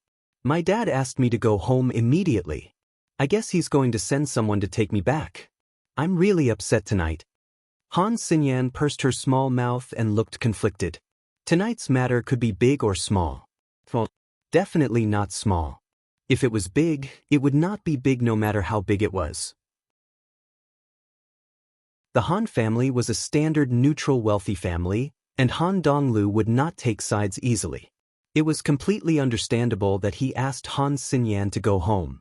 Second uncle said that it's not convenient for him to show up in this matter, but he will communicate with Uncle Yu and let them handle it according to the circumstances. Wang Yuetong's expression changed. Obviously, she also did not understand the meaning of Wang Xiaoyao's words. The Uncle Yu she mentioned was the same as Zhang Holong's father, Zhang Xiaohua. They were both capable people of the Southeast Group, but his status was 1 level higher than Zhang Xiao's. He was the current mayor of Huading, Yu Chuanguang. Wang Yuetong knew some complicated relationships in her family very well. Yu Chuanguang had a very good relationship with second uncle.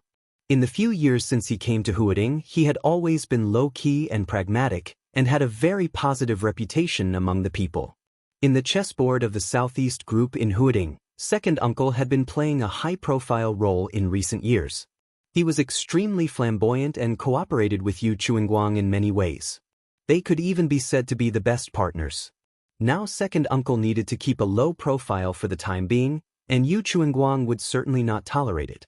This incident might be an opportunity for both the Southeast faction and Yu Chuanguang. However, because it had nothing to do with them, and Li Tianlan and second uncle were rivals in love, Wang Yuetong could not tell how second uncle would communicate with Yu Chuanguang. "If someone catches you later, hold my hand and I'll take you out first," Wang Yuetong approached Li Tianlan and whispered. Wang Yuetong approached Li Tianlan and whispered. Her bright eyes were filled with deep worry. Chapter 60. Wang Yuetong was not worried about Ning Qianqing. These police cars were obviously here because of Zhong Xiaofeng, and their target was Li Tianlan. As for Ning Qianqing killing Tan Shilai, the police must not have received the news. Moreover, Tan Shilai was a serving officer of the Eastern Theater of Operations, while Ning Qianqing belonged to the Border Praetorian Corps. It was not appropriate for the police to handle such a case, so it was most likely to be handled by the military. The base of Huading Special Operations Bureau was a few kilometers away. Tan Shilai's father and Ning Qianqing's father were having a meeting there. It should be Huading Special Operations Bureau to arrest Ning Qianqing and temporarily detain him for one night. One night was not a short time, but once Ning Qianqing entered the Special Operations Bureau, he would be under the eyes of his father, Ning Ziyuan. No matter how stiff the relationship between father and son was, Ning Ziyuan could not watch his son being skinned and pulled out. Even if he was determined to do so, others would not dare to do so. By the end of the night, the Border Praetorian Corps would have already responded and there would be more room for negotiation. Wang Yuetong was most worried about Li Tianlan. She did not know what his background was. According to Yu Qingyan, he was just a junior of Yu Donglai's old comrade in arms. This was definitely not true. If it was true, at least Qin Weibai's appearance could not be explained. But in her short contact with Li Tianlan, she did find that this senior brother did not seem to have a strong background. If he was taken away by the police tonight, she was almost sure that before dawn, Li Tianlan would die miserably. To the public, it could even be said that he committed suicide to escape punishment. I'll take him out first and think of a way. Wang Yuetong thought silently and subconsciously reached out to hold Li Tianlan's hand tightly. Don't worry. Li Tianlan was touched, but his tone was still calm. The headmaster will be here soon. The headmaster? Wang Yuetong was stunned and then her eyes widened. Headmaster Zhuang Huayang? Li Tianlan nodded and said, Wang Yuetong breathed a sigh of relief. She was not the only one who breathed a sigh of relief. Li Beidian and Ning Qianqing also felt relieved. Ning Qianqing coughed and wiped the blood from the corner of his mouth.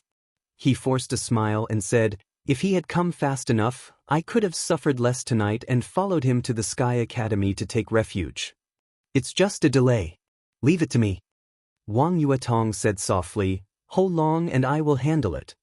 Feeling relaxed, she became very interested in Ning Qianqing's last move. Looking at his relaxed expression, she suddenly asked, Qianqing, was that the move you used just now, the heaven-breaking rainbow sword of Jade Pool? Ning Qianqing nodded slightly. There was nothing to hide.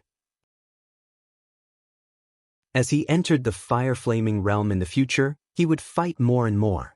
This move was no secret at all. Your main sword style? Wang Yuetong blinked her bright eyes and became more curious. All the unique skills of the Jade Pool were derived from their most basic 3 sword storms. The 3 sword storms were the overall framework of the Book of Sword of the Jade Pool. After the 3 sword storms came the famous 7 swords of the Jade Pool in the Dark World. The sky-splitting rainbow sword was one of the 7 swords. The Book of Sword of the Jade Pool with a total of 10 moves was broad and profound. Any core disciple would learn the 3 sword storms of the Jade Pool first. It was more of a choice than a study. The 3 sword storms were the easiest to master and the most difficult to master. All the core disciples of the Jade Pool would choose one of the 3 sword storms as their main sword rain when learning the Book of Sword of the Jade Pool. This was their first choice.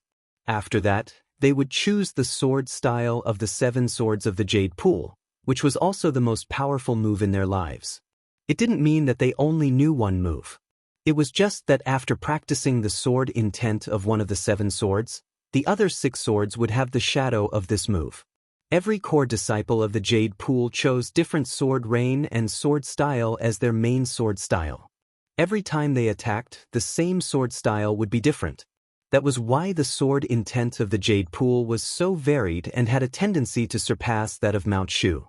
After the death of the senior of the invincible realm of the Jade Pool many years ago, The most famous disciple of the Jade Pool in recent years was the military marshal Dongqing Wudi, known as the god of massacre of Zhongzhou State. He was one of the top 10 experts of Zhongzhou State, an expert at the peak of the thundershocking realm or even a half-step to the invincible realm. He mainly practiced prairie-burning sword storm and nine heavens wind and thunder sword. It was said that when he attacked, his murderous intense sword like the power of heaven, which was completely different from Ning Qianqing's sky-splitting rainbow sword. Before Ning Qianqing could answer, the mighty convoy of police cars had rushed up the mountain.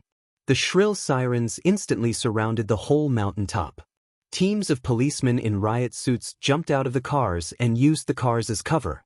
They raised their guns and aimed at Li Tianlan and the others, including Gu Yulun. The number of police cars increased. So did the number of policemen. The sound of footsteps could be heard all over the mountain. Countless figures shuttled back and forth. Under the flashing police lights, every policeman's expression seemed to be extremely gloomy and serious, giving people an unprecedented heavy pressure. Li Tianlan narrowed his eyes slightly. At this moment, facing so many guns, so many policemen, and feeling the seriousness and solemnity of the state apparatus, he suddenly found himself very lonely. Although he had Wang Yuetong, Ning Qianqing, Li Beiyan, Zhang Holong, and Han Xinyan by his side. But the feeling in his heart kept getting stronger and could not be suppressed. People in front, listen up. We are policemen. I am He Qingting, the deputy director of Huading Police Station. You have been surrounded. Put down your weapons and come over with your hands behind your head. Surrender is your only way out. A low and sharp voice came through the loudspeaker in the large number of police cars. Surprisingly, the voice turned out to be a female voice. The female voice was getting closer and closer. A female figure in a police uniform appeared directly in front of the policeman. Her eyes were dignified and serious. The woman was about 30 or 40 years old. She had short hair and was tall and even a little strong. She was not ugly, but combined with her strong figure, she could not be called a beauty. She could only be described as a very domineering woman. She held the loudspeaker and glanced around. When she saw Gu Yulan and the others, she directly waved at them. Then she turned to Li Tianlan and the others and said angrily, "Put your hands behind your head and squat down." No one moved, no one put their hands behind their head, and no one squatted down. Wang Yuetong, who was standing beside Li Tianlan, whispered, "Senior brother, don't underestimate this woman.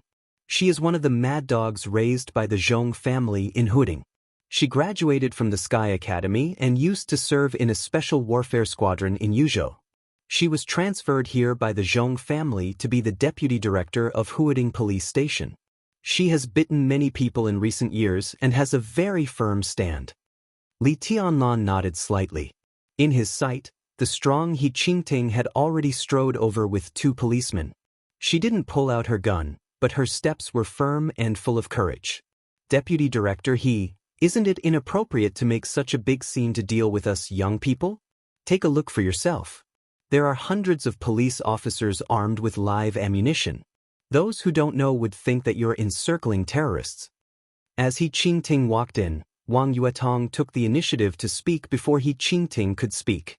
At this moment, she was still holding Li Tianlan's hand, but her modesty and nobility were vividly displayed. "Who are you?"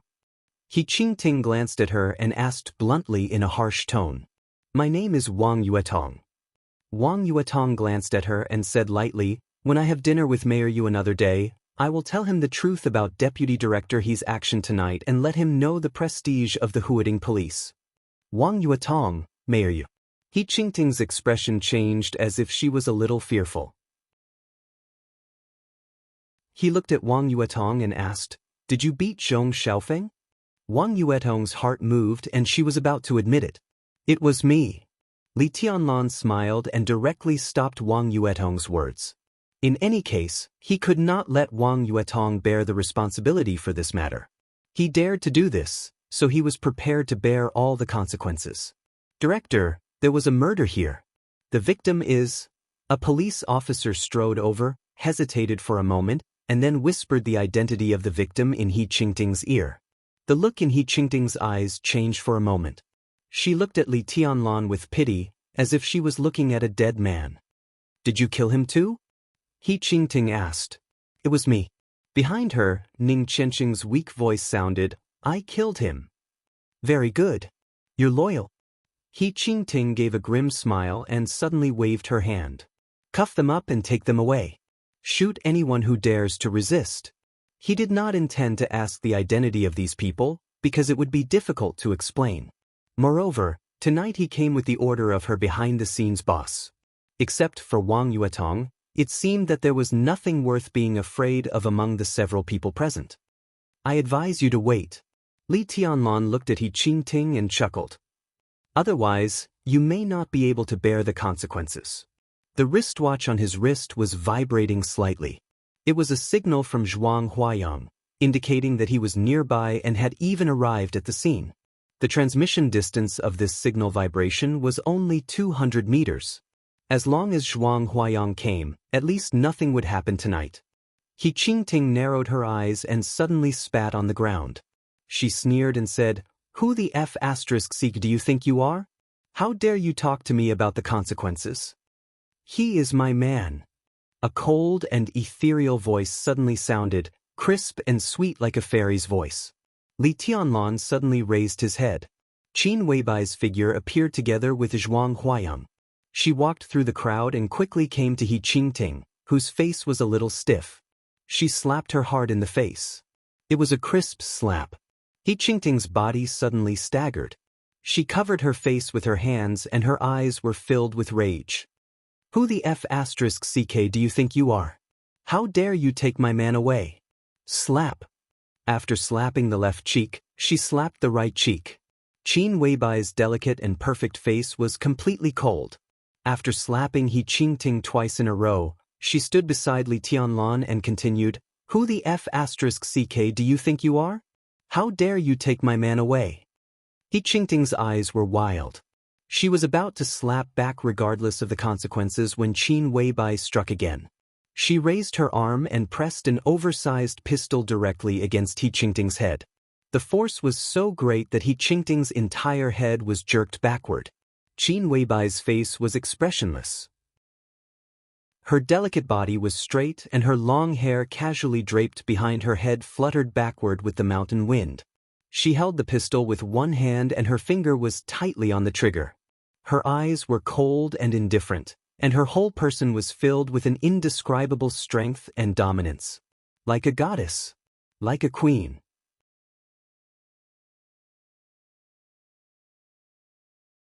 Chapter 61.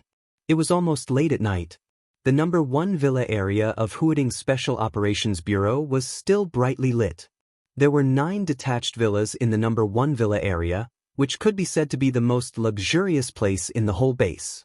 It was the residence of the senior officials and VIPs of Huading's Special Operations Bureau, located in the center of the whole base. Even though it was in the wilderness, living in a villa was also a kind of enjoyment.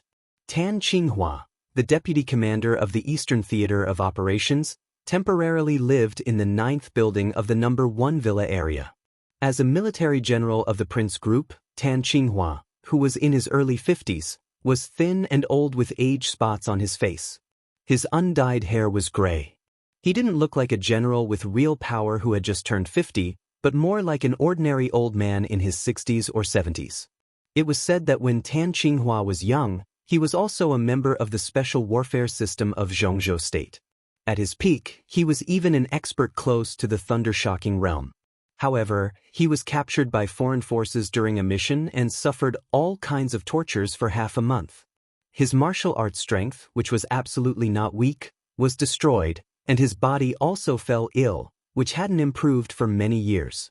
However, this general of Zhongzhou State was extremely tenacious. After being successfully rescued, he transferred from the special warfare system to the General Staff Headquarters to be a civilian officer. In nearly 20 years, he worked steadily and rose to the top several times, and finally sat in his current position. His life was almost a living legend, full of ups and downs, forbearance and wisdom. He was definitely a famous figure in the military and the special warfare system of Zhongzhou State. The lights in the villa were very bright. The almost dazzling light covered every corner of the villa, making everyone's eyes a little uncomfortable. But no one present said anything. Everyone just quietly looked at Tan Qinghua, who was sitting on the sofa, carefully. Tan Qinghua sat quietly on the sofa, expressionless. In front of him was a stretcher covered with a clean and tidy white cloth. Under the white cloth was the body of his son, Tan Shilai. Tan Qinghua had 2 sons. His eldest son did not know martial arts and was now serving as a staff officer in a division of the Southern Theater of Operations. He was the deputy regimental commander and had a bright future ahead of him. Tan Qinghua's youngest son was Tan Qinghua, who had been practicing martial arts since he was a child. When he grew up, he was sent to the Azura path by Tan Qinghua, who had strict requirements for him. Tan Qinghua had high hopes for his 2 sons, one of whom was a scholar, while the other was a martial artist. Tan Qinghua had high hopes for them, especially Tan Shilai, who was strong-willed, talented, and quick-witted. He had always been regarded as a successor by Tan Qinghua. The relationship between father and son was excellent. In Tan Qinghua's mind, Tan Shilai could be said to be the only and best choice to support the Tan family in the future. But now, his biological son, whom he had high hopes for, was lying silently on a stretcher and had become a lifeless corpse.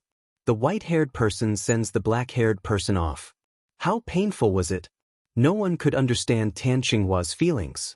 Even Tan Qinghua himself did not know what he was feeling right now. The moment he received the bad news, his entire heart felt empty. There was no anger, no resentment, no sorrow. Numbness seemed to be the only thing he felt. He just sat on the sofa, and as time passed, he didn't want to move, he didn't want to speak, and he didn't want to do anything.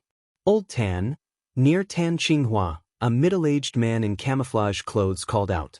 He wanted to say something but stopped on second thought. He was about the same age as Tan Qinghua, but his image was completely different. He was a tall and straight man with black hair and a dignified look. The 2 golden stars on his shoulders, which represented the status of a lieutenant general, looked more dazzling under the light.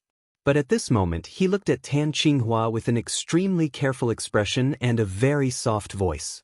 Tan Qinghua, who had been sitting on the sofa for a few hours, finally moved. But he did not raise his head.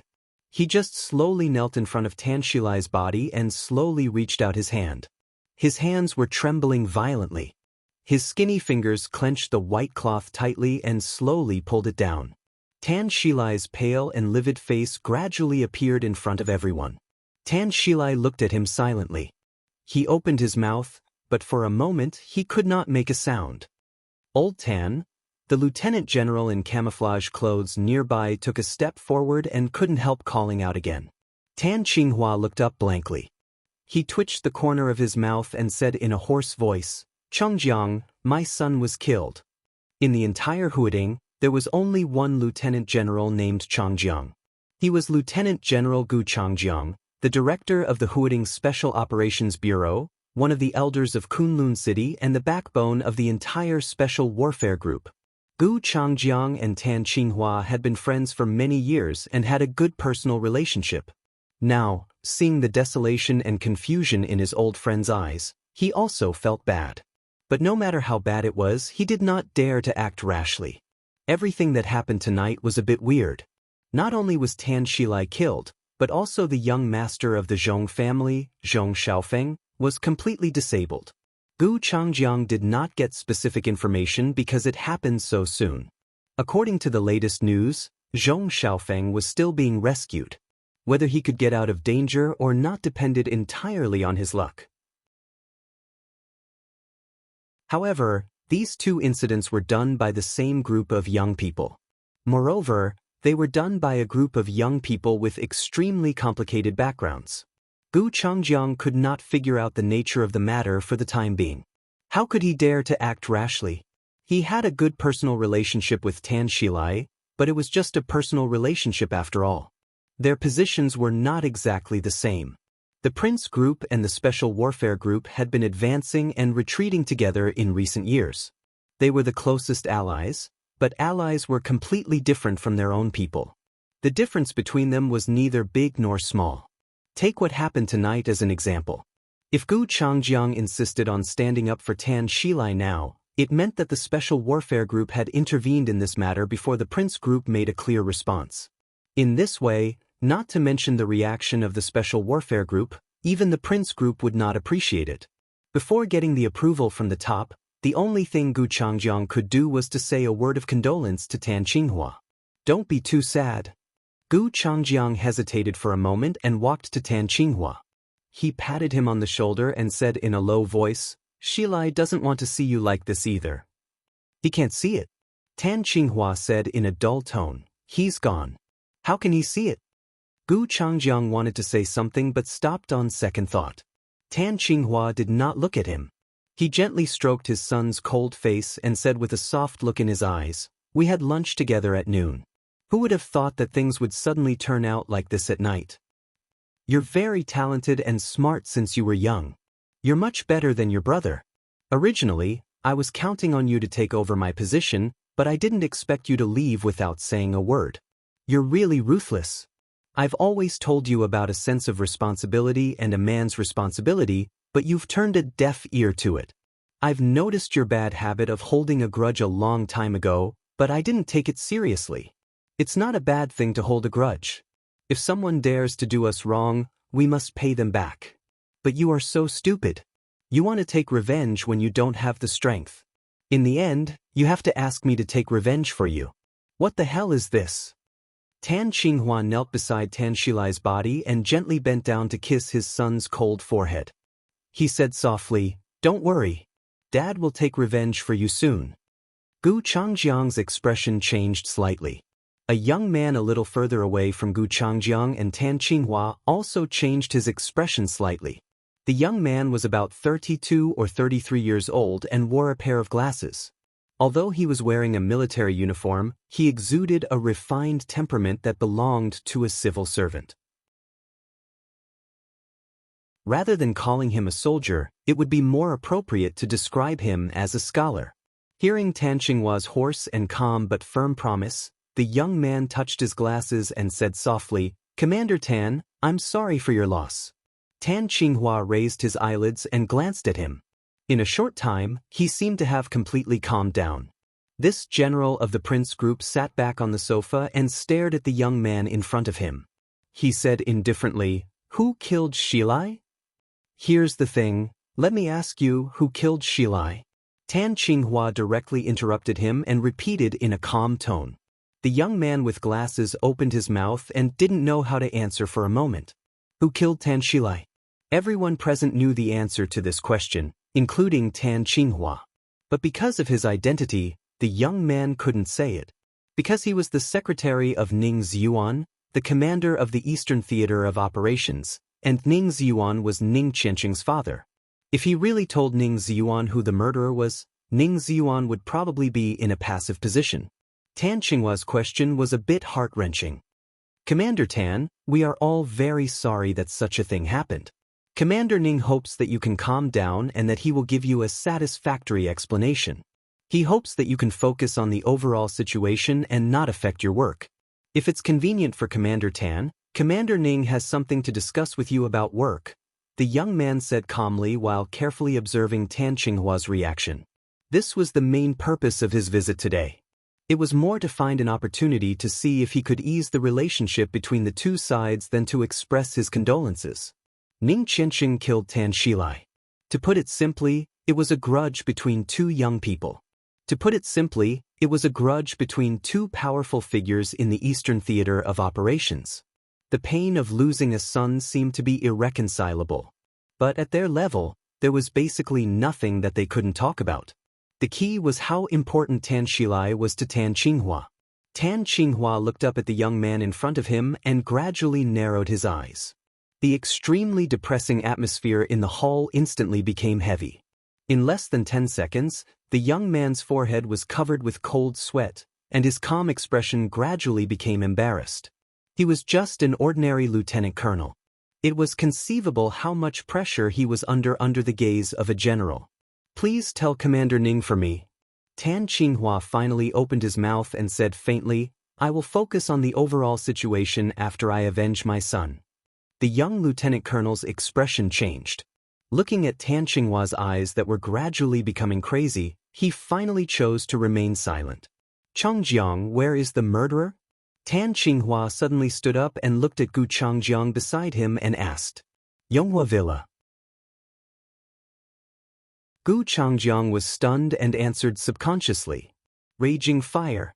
As soon as Gu Changjiang finished his words, Tan Qinghua suddenly raised his voice and shouted.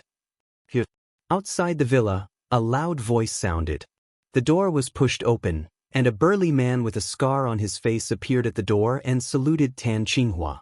Tan Qinghua said coldly, Gather people. The destination is Yonghua Villa. Bring the murderer back to me. He clenched his hands and added, At all costs. The scarred man with the code name Raging Fire saluted and turned to go out without hesitation. Commander Tan. The young lieutenant colonel, who had been silent, changed his face and said in a low voice, Do you know what you are doing? I am avenging my son.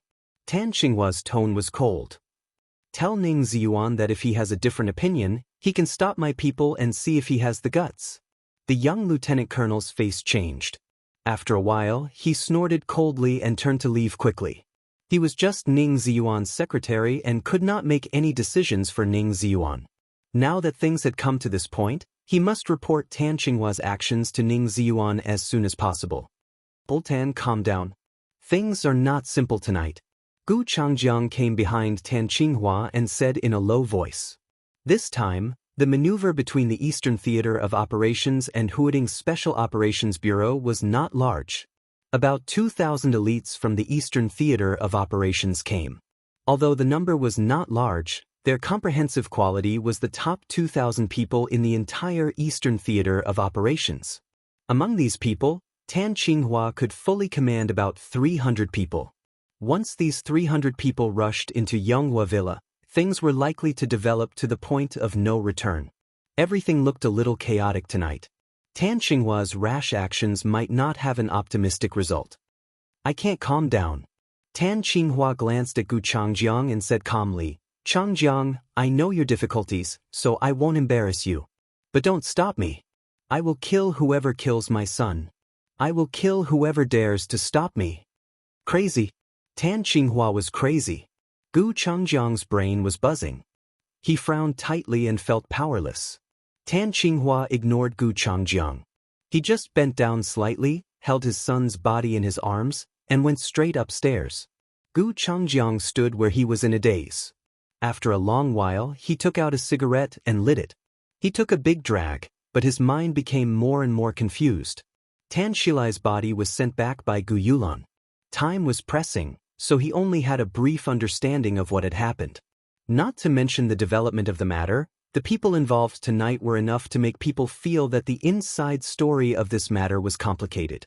Zhuang Huayang, Qin Weibai, Wang Yuetong, Ning Qianxing, Li Beidian, and Li Tianlan. Gu Changjiang was not familiar with Li Tianlan, but it was too obvious what the others meant. The academics, the Wang family of Beihai, the giant group, Mount Shu, and the mysterious Samsara Palace. Especially the foreign force Samsara Palace. Although its development in Zhongzhou State had been resisted by Kunlun City and the Wang family of Beihai, Zhongzhou State had cooperated with Samsara Palace several times in recent years, and they had been very happy. Now Qin Weibai, who had a special status in Samsara Palace, appeared as Li Tianlan's woman. It was said that she even forced He Qingting, the mad dog of the Zhong family, to kneel on the spot. Did Qin Weibai suddenly become so strong? Gu Changjiang had a headache. He felt that a storm was coming to Huading, and there was a dark cloud hanging over the city overnight. Suddenly, the phone rang. Gu Changjiang took out his mobile phone and looked at the caller ID. Suddenly he felt refreshed. After picking up the phone, he respectfully called the governor. There were two extremely prominent governors in Zhongzhou State, but only one could make Gu Changjiang so respectful. Gu Xingyun, the god of war of Zhongzhou State and the governor of Kunlun City. Huading is very lively tonight? Gu Xingyun's voice sounded on the phone. His voice was light, and no one could tell his mood. It's more than lively. Gu Changjiang said with a wry smile, It's a mess. The boy of the Ning family killed Tan Shilai, and the youngest son of the Zhong family, Zhong Xiaofeng, was disabled by a man named Li Tianlan. It hasn't been long, and all kinds of bad guys have jumped out one by one. Old Tan is also crazy. A few minutes ago, he was ready to gather people to take revenge. It's really chaotic. Gu Xingyun chuckled and said lightly, but it's good. Gu Changjiang was silent for a while. It's good? The chaos in Huading was indeed not a bad thing for Kunlun City. But the current chaos was not caused by Kunlun City. In this way, the muddy waters of Huading were shallow, and they were not sure. Would it really be in the interests of Kunlun City to get into the water rashly? You go and have a look. Gu Xingyun seemed to think for a moment, and then said slowly, listen more and talk less. Wait and see. Gu Changjiang answered in a deep voice, and then said in a low voice, Governor, should we make early preparations? Gu Xingyun was silent for a while. After half a minute, he said with a smile, the preparations have been made for a long time, but there's no rush to take action. The situation of Huading depends on the Zhong family. Tan Qinghua alone can't make it. Let's wait and see first. Gu Changjiang said yes and hung up the phone. He stood on the spot and smoked a cigarette, then walked out of the villa directly. At 12 o'clock at night. In the brightly lit base of Huading Special Operations Bureau, 7 or 8 military trucks roared out of the gate of the base and rushed into the deep night outside the base. Tan Qinghua, who had originally asked the guard Lai Hua to lead the team to catch those people, changed his mind at the last minute. He put his son's body in his bedroom and personally led the team to Yonghua Villa. In the number 1 villa area, the 9th building was quiet. In the number 7 villa where Ning Ziyuan, the commander of the Eastern Theater of Operations, was also quiet.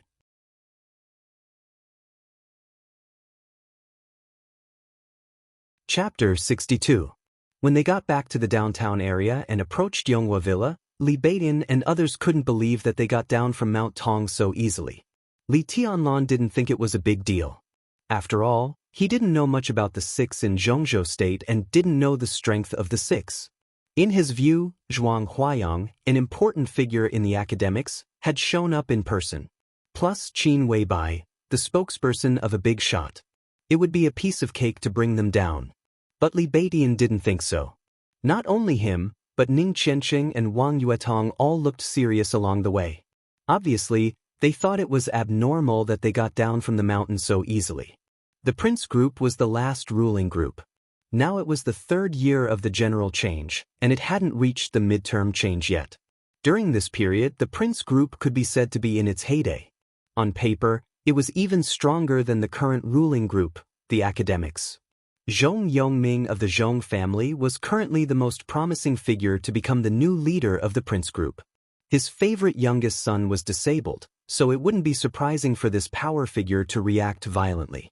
But everything was calm tonight, and Zhong Yongming didn't even show up. This matter was obviously a little too abnormal. Such abnormality could only mean that the Zhong family's subsequent revenge would be more brutal.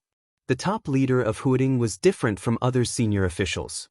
Historically, the top leader of Huading had to enter the decision-making committee. It was not an exaggeration to say that he was the leader of the whole Zhongzhou state. Zhongzhou state had the largest bureaucratic system in the world, but there were no more than 20 members in the decision-making committee, including several power giants. This was the real top authority. If such a person insisted on retaliating against someone, there would be no place for him in Zhongzhou state, not to mention Huading. The Zhong family's unusual calm tonight didn't mean safety, but a more dangerous follow-up. What are you thinking about? The atmosphere doesn't feel right. Zhuang Huayang sat in the car and felt the solemn atmosphere in the car. He suddenly smiled and said in a relaxed tone. They were now sitting in the car heading for Yonghua Villa. Except for Han Xinyan and Zhang Holong, everyone else was there. The car was extended, more than 6 meters long, and the seats were arranged vertically facing each other. The space was very large, and it was not a problem to seat a few more people. After taking Li Tianlan and others down from Mount Tong, Zhuang Huayang's original intention was to take these excellent freshmen back to the Sky Academy. Everything that happened tonight was a big trouble anywhere. Only the Sky Academy was safe. Zhuang Huayang was one of the top 10 contemporary experts in Zhongzhou State, and he was also the headmaster of the Sky Academy. It was not easy for Zhong Yongming or Tan Qinghua to take revenge easily. At most, they could only instigate some students to take revenge. With the strength of Li Tianlan and others, Zhuang Huayang did not have to worry too much. However, Qin Weibai didn't want Li Tianlan to go back so early. Zhuang Huayang had lived for so long, so he could see that the young couple was in love now. It was reasonable that they didn't want to separate. So after a little hesitation, he accepted Qin Weibai's suggestion and came to Yonghua Villa. Qin Weibai was backed by the Samsara Palace. The Wang family of Beihai and Kunlun City could be said to be vigilant against this mysterious foreign force. Even the government of Zhongzhou State did not welcome their development in the country. But in the past few years, the Samsara Palace did solve some things that were difficult for Zhongzhou State to do. No matter which group it was, they had to show some respect to the Samsara Palace. Even if the Zhong family and the Tan family went crazy for revenge, there were still 2 or 3 supermasters following Qin Weibai from the Samsara Palace. If they really fought, Qin Weibai would not be at a disadvantage. This was probably why she had the confidence to keep Li Tianlan and the others. But Zhuang Huayang was still a little worried, so he got in the car with them. He couldn't be blamed for being cautious. The chips Li Tianlan threw out were too lethal. When he was on the phone with the bureau chief, he threw out the chips Li Tianlan gave. The bureau chief, who had always been calm, sounded as if he didn't know who Zhong Yongming was at all. He ordered Zhuang Huayang to protect Li Tianlan and almost sent his guards over. Zhuang Huayang naturally knew why. A 17-year-old thunder-shocking realm expert represented too many things. Under normal circumstances, no matter how talented a person was, it was impossible for him to reach the thunder-shocking realm at the age of 17. It wasn't because he didn't have enough talent, but because the physical strength of a 17-year-old couldn't accommodate the power of the thunder-shocking realm. Martial artists had high or low talent, but their physical strength was almost the same. At least, before the human bones and muscles were completely formed, that was, before the age of 20, no one could bear the powerful power of the thunder-shocking realm. Before adulthood, even if one had the talent to enter the thunder-shocking realm, once he entered the thunder-shocking realm, the extreme power would instantly destroy the relatively tender bones and muscles of the martial artist, unless the physical strength of the martial artist had reached the requirement of the power of the thunder-shocking realm. According to some confidential information of Zhongzhou State, in the past 100 years, the earliest martial artist to reach the thunder-shocking realm was 23 years old, which was after the muscles and bones were completely formed. Coincidentally, the person who kept this record was also from Zhuanyuantai of Kunlun. He was the god of war of Zhongzhou State 200 years ago. It was extremely difficult to improve the physical strength effectively and quickly, but it was not absolute. At least when Zhuang Huayang was young, he once heard from a big shot who had passed away that there was a legendary essence of martial arts in the map of God of War inherited from Zhuanyuantai of Kunlun, which could improve the physical strength relatively quickly. No one had seen the true face of that essence, but it was said that it was the essence that several gods of war of Zhongzhou State from Zhuanyuantai of Kunlun commented with a wry smile as the strongest and most useless essence. That essence was called the Invincible Manual. Zhuang Huayang did not know what was so useless about the Invincible Manual, but he knew what the word strongest meant in Zhuanyuantai of Kunlun. Li Tianlan, who practiced the Invincible Manual, entered the thunder-shocking realm at the age of 17, which was enough to explain the problem. Once such a person entered the invincible realm in the future, and he even had the wind and thunder veins, what would happen? Protect Li Tianlan to the death. When saying this, the chief did not hesitate at all. This was almost the consensus of the whole academics. So feeling the atmosphere in the car at this time, Zhuang Huayang smiled again and said, "Don't worry, it's okay." His eyes glanced around and finally stopped on Li Tianlan and Qin Weibai. It was a very spacious car, but Qin Weibai was half leaning in Li Tianlan's arms. The two were very close to each other, and they seemed to be whispering. Zhuang Huayang felt helpless. Looking at the two little lovers, they were not worried at all. It seemed that only Li Beitian and the others were worried. Headmaster, the reaction of the Zhong family tonight is too abnormal. Something is not right. Ning Qianxing leaned on the seat and coughed. He did not know what the powder Li Tianlan poured into his mouth was, but how could it be ordinary if it was carried by the little princess of the Wang family? So now, Ning Qianxing's injury had stabilized. Although there was still a long way to go before he could fully recover, at least he could move slowly. I think so too. Wang Yuetong frowned and said, Zhong Xiaofeng is very important in the Zhong family. Among Zhong Yongming's 3 children, the eldest one is dedicated to business. Although his daughter has entered the officialdom, she is still a daughter. Zhong Yongming has always regarded Zhong Xiaofeng as the political successor of the Zhong family. But now such a big thing has happened, and Zhong Yongming can be so calm. He doesn't show up himself, and even his secretary doesn't show up. This is too strange. Today is the 30th, right? Qin Weibai, who was leaning in Li Tianlan's arms, suddenly said in a somewhat lazy tone. Wang Yuetong was stunned. She seemed to understand something, but she did not speak. She just pursed her lips and turned her head. The 30th? Li Beitian and Ning Qianxing were stunned at the same time. Then they nodded and said, It's the end of the month. No wonder. For most people, the end of the month was not unusual. But for the top officials, if there were no particularly important foreign affairs or other arrangements, Zhongzhou State would hold a plenary meeting of the decision-making committee at the end of each month and at the beginning of each month. As a member of the decision-making committee of Zhongzhou State, Zhong Yongming would definitely go to Yuzhou for the meeting if there were no other important matters. That was to say, Zhong Yongming was not in Huading at all these days. What a coincidence! Li Beitian was silent for a while and said with a smile, Then we are safe, aren't we? Zhong Yongming will come back in 2 or 3 days. What can he do to us when we enter the Sky Academy? It's not fun to be a coward. We can't hide in the Sky Academy forever, can we? Li Tianlan, who had been paying attention to Qin Weibai, suddenly opened his mouth. He was talking to Li Beitian, but his eyes inadvertently glanced at Zhuang Huayang. Zhuang Huayang was calm and silent. He understood what Li Tianlan meant, but it was not convenient for him to express his position. The academic's influence on Huading was relatively weak. Even if he wanted to do something, he could not do anything.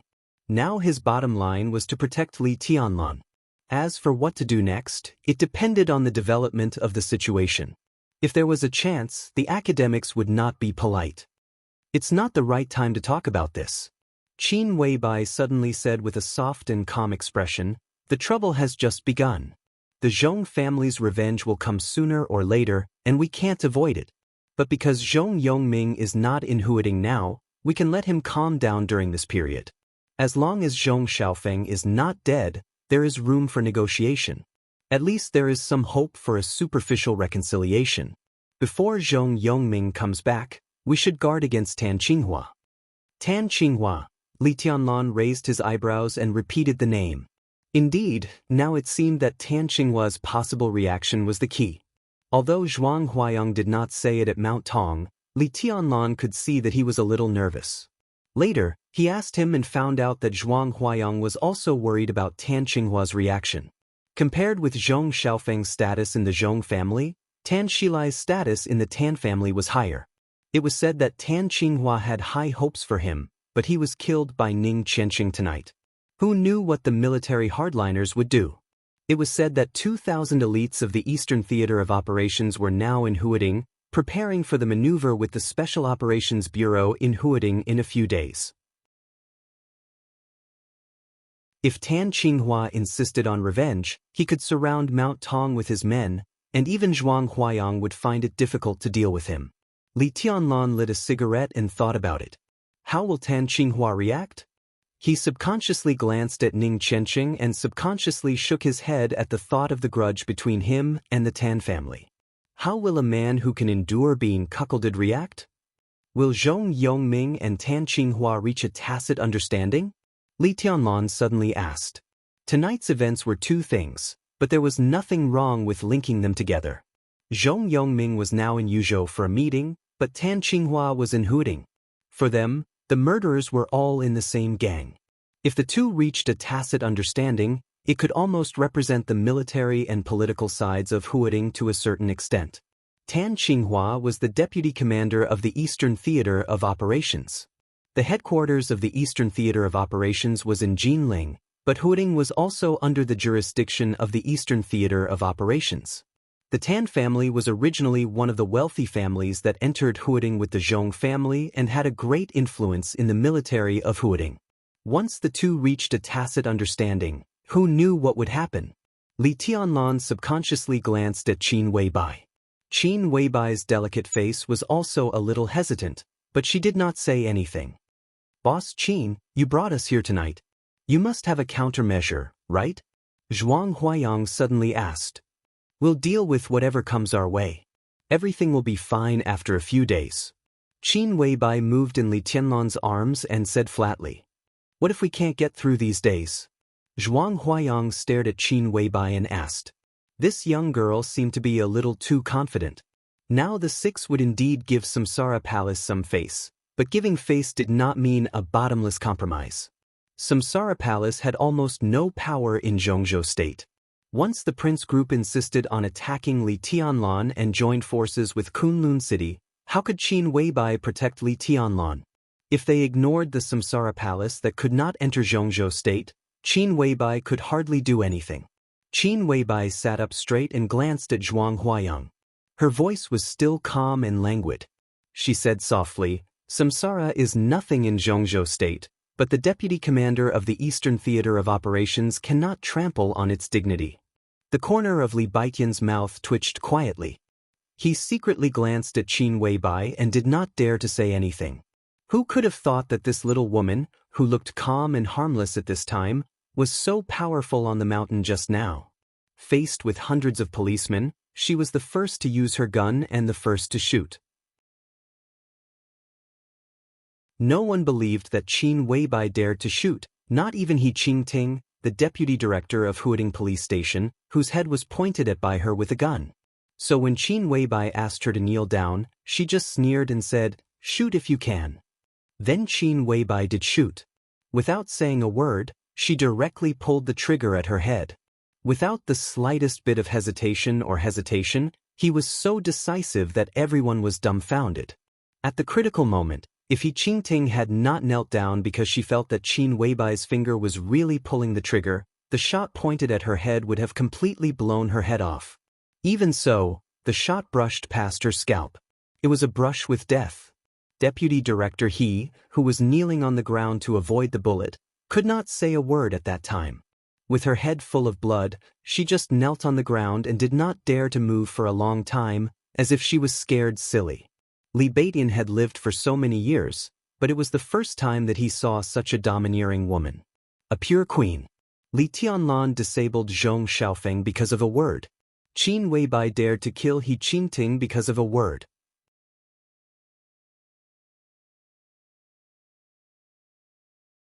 Chapter 63.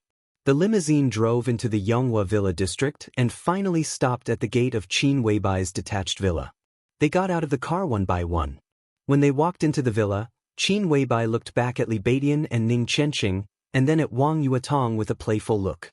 She said softly, the guest rooms on the second floor are ready. You can choose any room you like. She looked at Zhuang Huayang again and continued, Headmaster, if you don't mind, how about spending the night here? I'm fine with you. Zhuang Huayang nodded with a smile and looked at Li Tianlan. This guy was the treasure of the academics now, and he was really worried about leaving him here. Then I'll go to rest with Tianlan.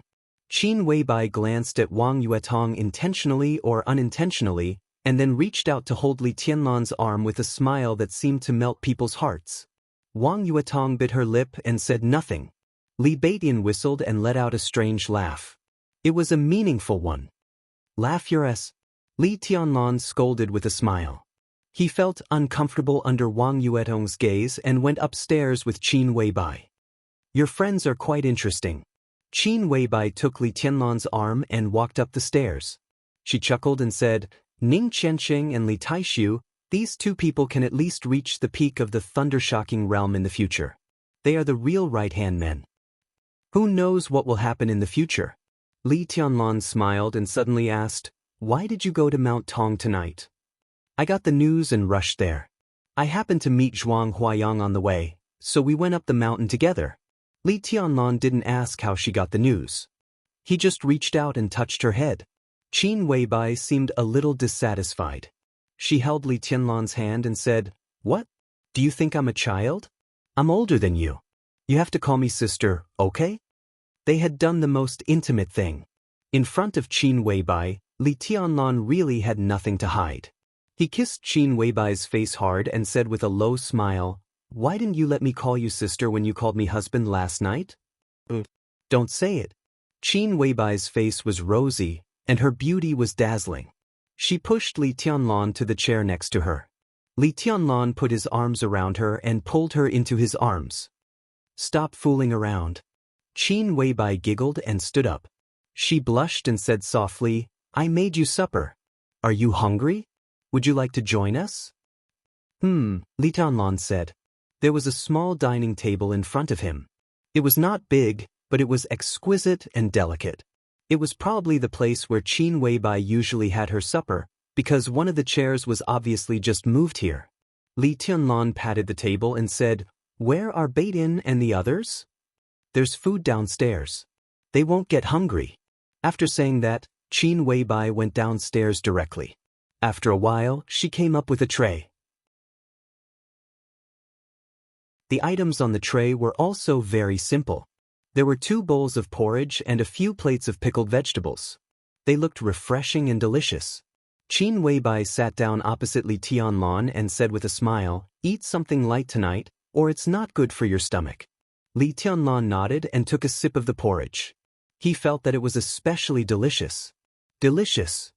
Li Tianlan smiled and said softly, "What's inside?" "Shiitake mushrooms, lean meat, and vegetables. I cooked it for a few hours. Eat more if you like it. There's more downstairs." Qin Weibai stared at Li Tianlan's face and said.